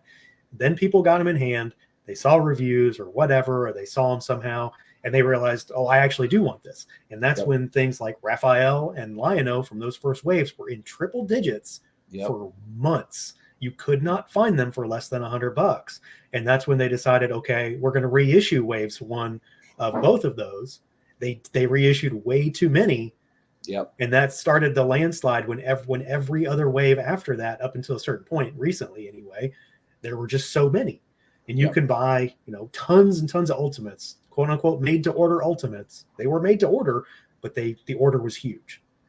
And Big Bad and Entertainment Earth, way too many. Had they went too hard on them, and Entertainment Earth definitely cut back because their stuff sells out really quick. Yeah, and pre-order now, it seems like. Yeah, they're not ordering nearly as many, and they're like, because I think Brian said in a live stream, they would take all the orders and then they would add a certain amount onto that, because they knew that like Big Bad or Entertainment Earth would still need them, and that's just sort of stopped. So, stuff is selling out, which is good for the line and it creates demand. But then of course you've got the problem of people not being able to get into a line because they couldn't get those figures because they waited. So, like the 2003 Turtles will be interesting to see what happens with those when they come out, because there seems to be a lot of demand for that. But I don't think we're going to see a whole lot after that. Yeah. Yeah. I was surprised at the amount of demand. It felt like there was for those. Yeah. So the Super 7 thing is interesting because that happened. And so I'm like, okay. And then I'm like, I'm not going to get every Thundercat. I don't have to get the C tier. And then I'm like, well, okay, they went on clearance, I'll buy them. And now Entertainment Earth, at least for a little while, I see this thanks to you because you post the stuff, had the whatever it was, like $25 off $200, including pre-orders, like the Memorial. Oh yeah, some of those crazy discounts they had where you could get like $50 off $300 or something, and it worked on pre-orders. Yeah, I put all my pre-orders on Entertainment Earth, and things like, and so now like I haven't pre-ordered that Lion-O Mumra because I'm like, oh, come on, Entertainment Earth, come through again with one of those pre-order sales, which probably isn't going to happen. That was probably an end of Q2, something, you know, it's always metric driven, something like that. They need something in a report. But now I'm frozen a little bit, but I'll just pre-order them. I mean, you know, it is what it is. Do you pre-order directly from Super 7 and get the bonus packs? It depends on what it is. Like I typically don't. There's a lot of them. It isn't anything too crazy. And yeah, I was going to say what Josh just said. The 2003, that heads the pack. 2003 Turtles are a big exception. And I think that head pack is going to be very sought after once these come out. Yes. Because it's the heads from the credits, right? From the intro. And these figures really don't have a lot to them either. Like they're ultimates. I don't know. It sounds bad to say it this way. They're kind of like ultimates in name only. They don't come with hardly any accessories compared to a lot of other releases. It's just like the weapon, some hands, and a head, and maybe like a turtle comm, I think is what they come with. They don't have a bunch of weird, goofy, deep cut stuff. They don't come with a whole pizza or anything like that. They come with less than usual, which is probably offsetting some of the cost with entirely new tooling and, you know, whatever costs are associated with double joints, which I don't, obviously I'm not an engineer in the toy space, so I don't know how that affects pricing, but it must. I've noticed in Ultimates, the box has gotten lighter and lighter. Just opened up Wily Cat today. That was in my I was actually talking to Kyle from Super 7 about this the other day when it was, well, it was about the Turtles too. I'm like, you know, these don't really come with a whole lot. And I'm like, honestly, I really don't care. Like it's an ninja, you know, it sounds stupid to say it because I've actually had people like I've said it in reviews before, and I've had people like get kind of uppity about it. Like, I'm really kind of tired of getting a million accessories with every figure, as ridiculous as it says. I mean, obviously I'm paying for it. I want to get the most bang for my buck, but it's a Ninja Turtle. He's going to have whatever weapon he has in his hand forever. Yes. He's not going to be displayed with some goofy gun or some goofy thing. He's going to be displayed with swords, size, bow staff, or nunchucks. Yep. And that's just the way it is. I don't make the rules. I just follow them. And that's how every single turtle is. They just have their weapon. Unless it's, you know, maybe like Rockin' Leo is going to have his double base. But, you know, that's different. You know. So true. I don't know. Like, there's just so much stuff I've got. And Ultimates are a good example, too, because some of the accessories are so weird. They're also really big. Yeah. You know, like Optimus Prime has a surfboard. Basketball. It's funny. Like, it's a funny accessory, but like, I'm never going to use it. And I don't do toy photography. I don't do dioramas. So like, I don't know what to do with a lot of this stuff anymore. And it's the accessories are almost more overwhelming to me than the figures. Sometimes it's a lot to throw in a tub, but Super 7. I just don't know what to do with it. Like, you know, I don't know what to do with half this stuff. I'm going to find, which is ridiculous. You know, maybe I should just buy statues, but you know, like I'm going to find something cool that I want, and it's going to stay with it forever because, you know, like I said, I don't have time to go back and fart around with every figure. Yeah. I'm not going to go dig through a bin and find some cool accessory and just say, oh, I want to swap this out today. I don't have time for that. To your comment of never done that. So originally I just would throw crap in a tackle box. And then when I decided to sell some stuff 5 years ago, that was a mistake. That was not good. So now I bag them all up and I'm like, oh, this will be easy when I want to change stuff out. I'll make this accessible. 0 times have I went and got a different weapon and changed it out on a figure. I've never once done it. Never. I just don't. Like I tend to find the thing that looks best right away and just go with it. Yep. People over the years say, oh, because I collect some statues too, a few, not as many as I once did. They're like, oh, I mean, why do you collect statues? Figures are so better. I'm like, well, when's the last time you moved that figure? You put it in the pose you liked, you stuck it on your shelf. It's a statue now. It's for you, it's a statue. You're not changing it, and that's fine. But yeah, I agree with you. So I was opening that Wily Cat, and I said, oh, well, at least this fits in the snack size bag, and I don't have to buy a gallon bag for all these accessories. Right, they don't have a lot of stuff, and you're gonna display them on the boards probably. I would imagine. You just put it in there. But that's, I think, in the Legions, they've been vocal about this, that even though they've kept their price point the same, and they're putting more in the package, which is true. You know, that's other companies are Legion's accessories are just as overwhelming, but they're a little easier to manage most of the time. Yeah, there's all those hands that I'm never going to use on things. But like I like the skeleton because he comes with a sword, I don't know how many of that spear I have. The skeleton's kind of weird because it's all new, but it has the old accessories with it. It's got like really, really old style of accessories. You get like, just no pun intended, like the bare bones accessories, except for all the hands. But I kind of like that. Like, I'm fine with it. I've got I like so many Legion's accessories. It doesn't even begin to matter. Like an armory of accessories for that stuff. Especially at $26 or whatever it was, they could have had no accessories in it. They could have just had. I wouldn't have even thought twice about it. I'm like, just throw the bones in a bag and ship them. That's fine. I'm with you. I don't care. I just need the bones. That's it. Now, what I will say, I am excited for, and I think you'll be too, is when we finally get all these new bodies showing up with the new mythic line, Necronominus or All-Star 6, whichever arrives first. That will be exciting. I will be opening those up quickly. All those. That'll be something I go really hard in. I think that was outside of like the Kickstarters. That's probably the wave that I've gone heaviest on. So more than just an all-in.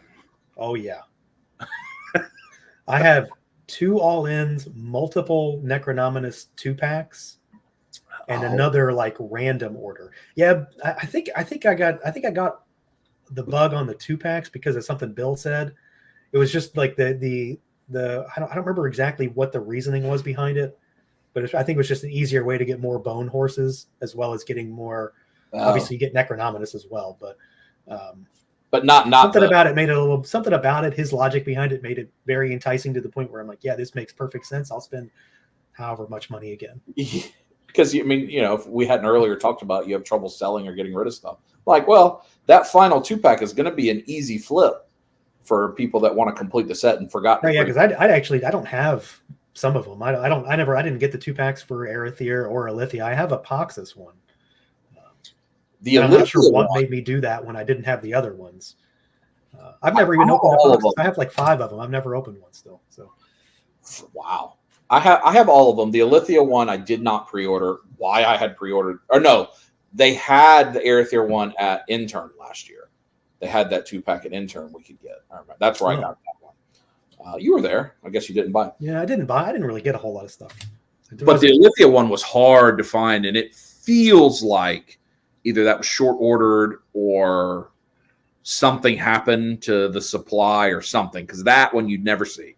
You just don't see it available. I would think the Arethyr one was even more expensive, but I don't pay attention to it. So it's $125 maybe. He and his horse are both expensive now, no matter what. So yeah, that's to say now that once all 4 of them are out, that's going to be a bad. Yeah, I've got extras of all the horsemen and their horses, so I've been kind of saving them for a rainy day. I figure it'll happen after Necronominus comes out. You'll be swimming in the Dark 4. They had all 4 of them. Ish had all 4 of them in this like smoky diorama display at IshCon, and it was impossible to video or photo well because it had a plexiglass front, so you just couldn't. It looked phenomenal, like when you saw them like with your own eyes. It was unfortunate you couldn't really get a good photo of it, but it had like I think they had a dry ice machine like putting up consistent. Oh, that's cool. It looked really cool with all 4 of them kind of riding out of the darkness together. I'm very excited for those. I think that'll be.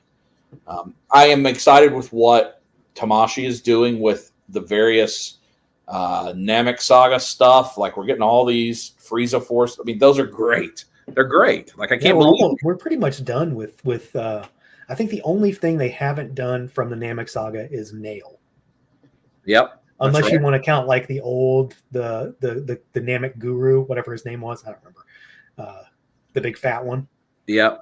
The one who unlocks their powers, which I don't need him. He's a statue kind of guy. But Nail is the only thing we're missing that is like a named character, except for like maybe Zarbon's transformed form. Zarbon, yeah. Hey, I'm looking at my premium Bandai pre-order list that I bought. Are you excited for that medical machine? I think that's cool that they're going. I don't know if I'm excited for it. I'm curious how I'll use it, but I mean I'm getting it for sure. Yeah, because it's got like extra stuff for Goku in there, and I've got some stuff like that from like third-party companies and things like that. So or some of the older stuff.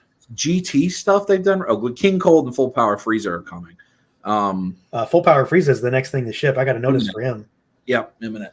So, do you think with Tamashii, do you think they move into? I mean, there's a lot they can do with androids.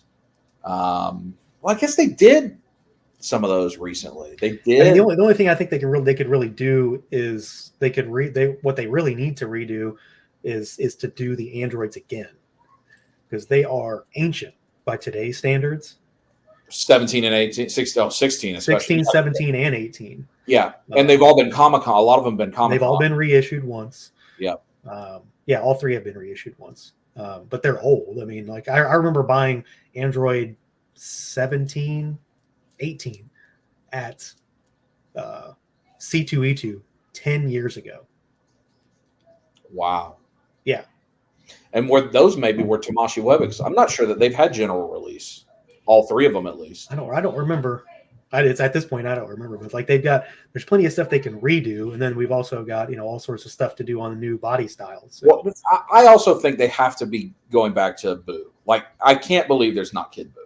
Well, they've got that with that Tonson third party Kid Boo that's coming out. I know you've seen it. Yeah, absolutely. Did you order that? Yeah. Yeah. I've got some of their stuff. I don't think they've done a full figure yet, but I've got a bunch of I've got like the head packs and everything, and I mean, and they're so good. So I'm getting that, and I'll get the trunks that they're doing too.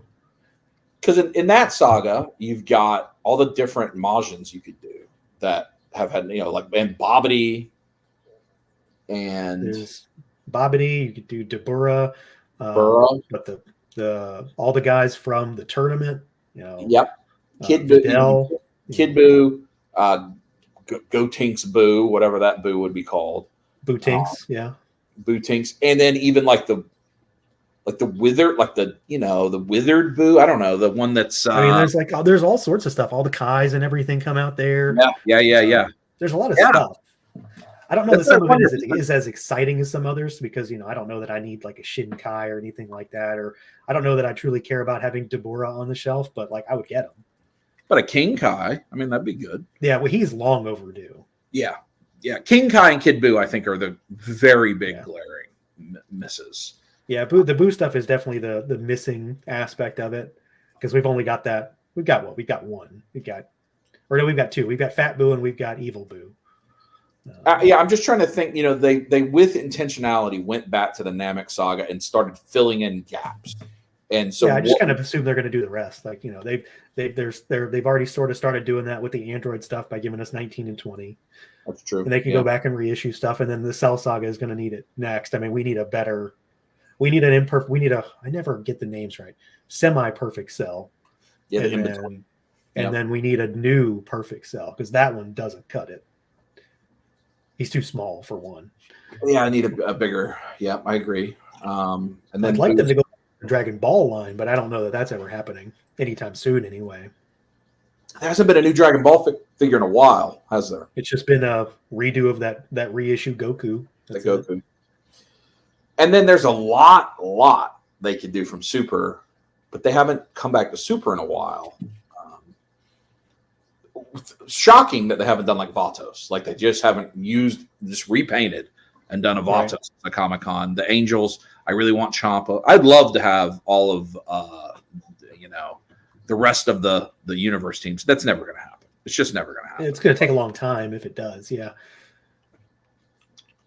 But I agree with you. I was just thinking about that, because I'm excited when a new figure art Dragon Ball figure comes in, especially if it's a new character. There's been a lot of fun with those recently. That full power Frieza would be great. The metal cooler, fantastic. They've got some cool stuff in that line.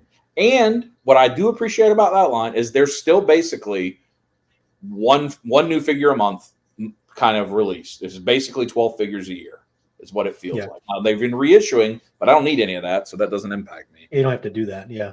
Yeah. I'm trying to cut back.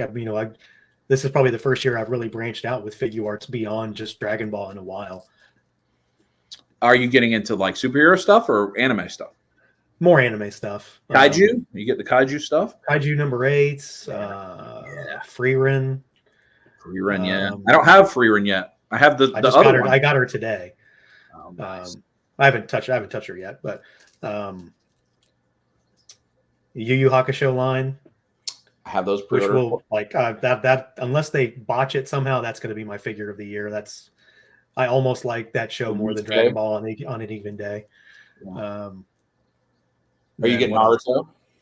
I don't do Naruto. I have never watched a single episode of Naruto, and I have no intention of doing that either. Something about it just does not interest me. What about the new My Hero stuff, the Deku? Yeah, I'm gonna do that because I just started watching that finally. Oh, how far in are you? I'm on episode 100. Oh, so you've watched a bit. I mean, because we're when I say I just started recently, I mean it was just within like the last month. I've been like hammering it. It's been about the only thing I watch. Yeah. Oh yeah. I wouldn't be 100 episodes in if I didn't like it. I love it. I tried to watch it when it first started, and it just did not do it for me. Like I just didn't click. Now I really like it though. Oh, you commented on Emil's post when he was asking me about it the other day. That was you. Yeah. I think it's So I'm in on that. That Deku looks great. The Amazing Yamaguchi stuff, the newer stuff is good. But that line is always hit or miss, right? It just depends on the character. Like that All Might is just the only All Might besides the McFarlane one. The Endeavor is awesome. The Hawks is awesome. But, some of the others are not as good. But where are you at? What episode 100? Where are you? We're going to talk about this anime. Is I don't know what arc it is. Or just generally what's happening. Deku just manifested another quirk for the first time. Mm-hmm. The Black Whip quirk. Yeah, Black Whip. Yep. So you are beyond the big All Might episode. Yeah. So All Might's done, and he's he's a teacher full time. This is like an arc where they're trying. I guess Shinso's trying to move into the hero course. Yep. And they're doing like mock battles between Class A and B. Yep. So I'm on the final fight where the quirk manifested it or whatever. Let me know. Conversation. Are you watching subbed or dubbed? Dubbed. I watch it while I'm on. Right now, what I'm doing is I'll watch it while I'm working or while I'm like winding down at the gym. So let me know when you get current because I don't. I only have Andrew's in the chase, buddy. Andrew. I don't think you watch My Hero current. I don't have my family work current, but I don't have anybody to talk to about it. I love it. It is so good right now, and the fact that they just ended the manga makes me so excited. Which means it just ended. That there's probably another season after this, and it's over. It's a finished story that's not going to go. Exciting on its own. Something ends. Yeah. It's so good. I think it's as good as anything right now. So I'm excited. What about? I see Andrew said Chainsaw Man. Do you watch Chainsaw Man? Yeah, I watch Chainsaw Man. You get those figure arts because they're awesome. I have Chainsaw Man, but I don't have any of the others. I don't know that I really need the others. I might get Katana Man or whatever his name, Samurai Sword or whatever they call them. Samurai Sword. Yeah. I don't know that I suffer. I kind of want to get power, but I don't know. I don't know if I really need her. They suffer. The Chainsaw Man itself is tremendous. That is. Yeah, I really like him. He's good. They suffer from the same way the Jujutsu Kaisen. I have all the Jujutsu Kaisen figures, but they're just people in suits. Like I finally watched that too, and I got really disappointed because I really loved it. But then I'm like, I can't. Their figures are gone. Like they're not available anymore. Are they really? Wow, they're way hard to find now. You can't find anything. Maybe one or two that you can get for normal price, but like the majority of them, they're gone. Huh? Like you're gonna pay for them. You should reach out to. I have no interest in actually really going crazy on them. Oh yeah, because they are just like regular people. And that isn't as exciting. So. Yeah, I really like the show, so I was buying them, and it's fun because the family we all watch it together. So I have one. We actually have 9 DTOFs that are primarily the girl stuff. So it's Sailor Moon and Demon Slayer and Full Metal Alchemist and Avatar and that kind of stuff. But the middle of it is like our miscellaneous anime, which is where all the figure arts end up. That are those. That's not Dragon Ball. I love that. I'm always excited when something new for that a free run or something new for that shelf comes in because Tamashi's killing it with some of those anime figures. Yeah, this is like the year for a bunch of like new stuff too. That's not just like the major shows.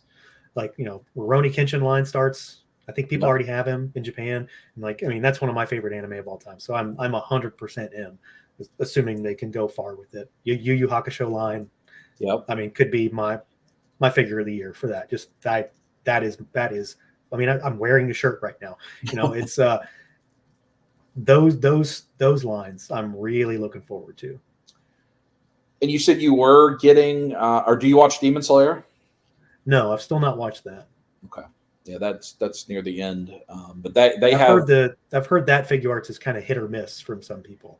I think only maybe just Tanjiro and Nezuko's out. They were selling him at San Diego. I remember that. Yes, I saw people were surprised because he was in hand and available. Yeah, they have a Figma line so that's my daughter's favorite is Demon Slayer. So I have the Figma. Those are just in a tub for her for when one day if she wants them.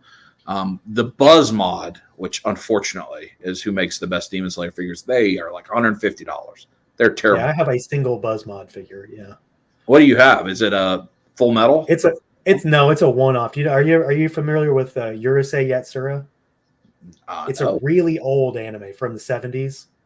But they made a Buzzmon figure of it. Yeah. Huh. I like the concept of Buzzmod in that they're almost like a Mafex Figma style articulation, but with Mezco soft goods. It just doesn't always work. It's just not a thing that always is what it needs to be. But they're just too expensive. I don't know why they're so really, really expensive. Yeah. But so, and then the figure arts, Demon Slayer. Yeah, I messed around with Tanjiro some at IshCon.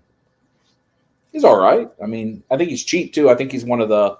He's like one of those entry price figures. Yeah. So then they'll get you on somebody else later. Buzzmod to try and hook you into the line.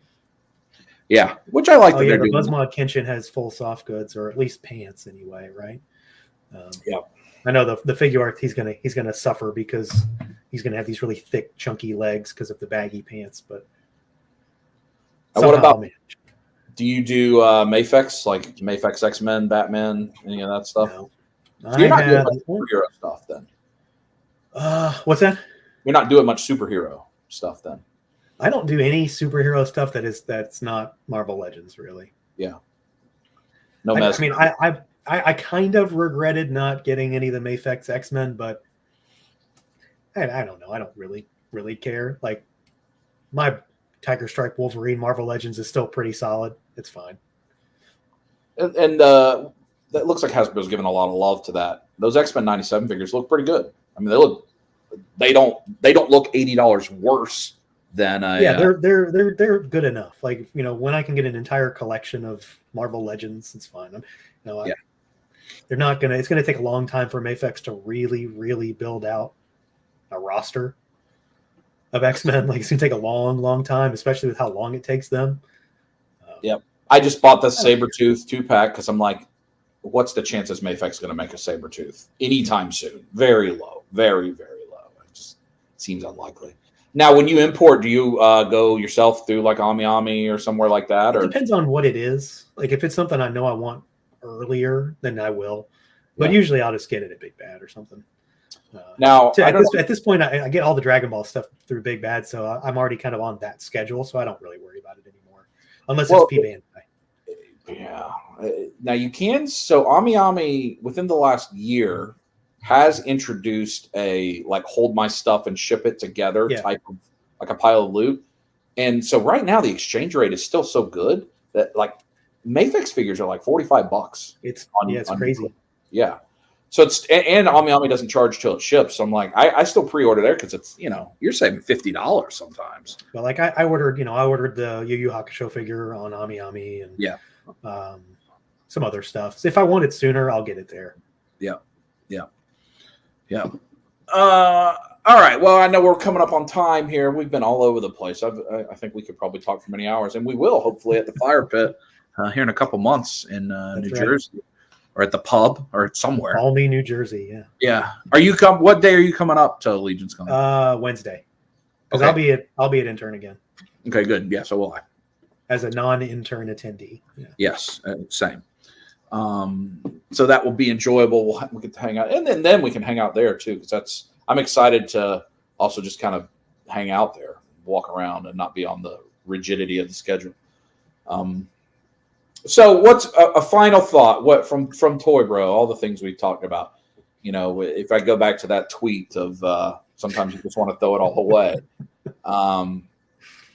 Where do you think you're going to be in 12 months, 18 months with this hobby, and how do you make sure that tweet doesn't get worse and, take out your mind on some of this stuff. I mean, I'm just trying to, like I said, just try to get rid of the junk. Junk is not literal, but yeah, stuff that I just don't need it. I need to try to figure out what lines I truly want, and if I'm not messing with this stuff, it needs to go. And if it's just sitting unopened somewhere in the house and I'm not going to touch it anytime soon, somebody else needs to have it. If a line ends, are you going to replace it, or are you going to let it fade? Like, so if Thundercats, yeah. If Thundercats ends, there's not going to be another Thundercats line. I really don't see that. I mean, maybe, obviously Mondo got the license, but I don't foresee another Thundercats line. Right. And Ultimates is arguably the form factor that I want them in anyway, because it comes out of classics. So I'll just have my Thundercats and I'll be fine. They'll still have their spot on the shelf. They're not going to go away just because the line's over. I do feel like I've done a good job of not starting new things, even that look cool or exciting. Like, okay, no, I don't collect that. I'm not going to start doing that. I think that's important because I want the Nekatoon line to end. I want it to just end successfully on top with whatever things they finish out. Super 7 is pivoting, it feels like, on some of the Ultimates, the Turtles at least, and then maybe I don't have to have them. But I still want to be able to get some. But I'll be happy if some of those lines finish and I've got the ultimate display of that. And I mean, if a line ends, it ends. If it, I can't do anything about it. So it's not going to change my perception of the line just because it's over. Yeah, no, I might appreciate it more knowing that there's not going to be anything added to it. Honestly, yeah, unless it's like something like just as an example, the Simpsons line that obviously never really got where they wanted to go with it, and now it's done. Yeah. And which is unfortunate because a lot of those figures are really good and are not good. And I posted something about this. Like, they're not going to be as good or better when Jakks makes them in their line. They're just not. The new line that you have at Target that have almost no paint and no accessories, they're not. I know the price difference is entirely different compared to Ultimates, but they're not the same. Was it you? Did you post about the aliens, the big old? Yeah. Because I finally got around to opening those things, and I mean, they're insane. Yeah, like no other company is going to make them like that, and you're not going to get them like that anywhere else. They're arguably too expensive and too large, but that's kind of how they're supposed to be too. Like, they're that big. Nobody else is going to make them like that. You're going to get a $20 one from Jakks maybe, and it's going to have nothing with it. Yeah. And maybe that's fine, but like I was really hoping that the Simpsons was gonna take off because there's just so much that could be done, and it's obviously never going to happen now. It felt like they learned from the Disney license issues. I think I would hang it on not just coming out with the core characters right away. I mean, that seems to be the big thing, and that that's probably part of it. But it looks like with Turtles, all 4 Turtles 2003 right away, not the way they launched the first line, which was it took you a year to get all 4. Yeah. That's why I didn't buy it. If that first wave would have been the family, I probably would have bought them. And then I'm like, oh, I don't know that I want to play this game for infinite time. Even though I think they look cool too. I agree. I think they look really good. All right. Well, chat. Thank you all for joining and hanging out. I don't think I see any questions in there. Toy Bro, do you have anything that you are planning to video anytime soon? Something you're excited to get up there on the channel at some point in the next month or so? I'm going to do a video on that Legion skeleton, whether it's too late for it or not. I got to get my video out there for it. Yeah, because I've been waiting for something like that for so long. I've got some other stuff I'm working on, but we'll see what actually bubbles up to the surface right now. Some Ultimates. I've got like 50 Ultimates to open. So maybe at least one of those in this pile will be reviewed. I have multiple. I have 2 full waves of Thundercats to open. I've got Mars Attacks. I've got 2 Conan waves to open. 2 worst figures. Multiple Turtles. Which ones? Do you have every Ultimates? Like, do you collect every single line of Ultimates? I don't have everything. I don't have there's some like kind of one-off stuff I don't have. I don't have the wrestling stuff because I don't care about wrestling. Oh yeah, and like the and I don't have like the Animaniacs. Oh. You didn't get Pinky in the Brain. No. Well, SpongeBob. I don't have SpongeBob. But I think I would say I have everything else. Wow. Unless there's just some random thing I can't remember right now. But I've Mars got all the Attack. Thundercats. I've got all the Turtles. I think Mars Attack would be a got good all one. Turtles, all Thundercats. I've got all the Silverhawks. I've got all the Transformers. I've got all the G.I. Joe, Power Rangers. Mars Attacks. I agree. I would like to see a Mars Attacks video. That would feel like they just came in today. They look pretty awesome actually. Yeah. I've heard good things about them from folks that have had them already. Well, we look forward to that. I will plug for you on Toy Bros Twitter and his Instagram story. He is very good about posting sales, links, coupons, promotions. That's actually where I get most of my information from is from you. So I appreciate that. And he does have things for sale, very cheap. Figure arts, I think I saw, I don't know, under $50. A cheap relative term, less than what the retail price. Everything that I'm selling is going to be less than eBay for sure. Yeah. Or less than retail if it's at retail still. I just want to get it to somebody who might actually open it. Yeah. Well, that's what it's do. So thank you everybody for joining. I do not know who my guest will be next week. I actually haven't determined that yet, but we'll find out together. And Toy Bro Jared, I will see you in a few months in at Legion's Con, which a lot of the folks in the chat I know will also be at Legion's Con, which will be a lot of fun. So any final words as we end the stream? What do you say at the end of your videos? Keep collecting? Is that what you say? What do you say at the end of your video? Oh, I say until next time. Oh, just until next time. Yes. Keep collecting is Anthony's Customs, I think. That's right? Is that Anthony's Customs? Who the hell knows anymore? I don't know. I don't know. Yeah. And then you play the music. The music. Can you sing your own song? Is that just stock music? You're gonna have to do that in your head. Yeah. Yep. All right, everybody. Thanks for joining us. We'll see you next time. Peace. Thanks, guys.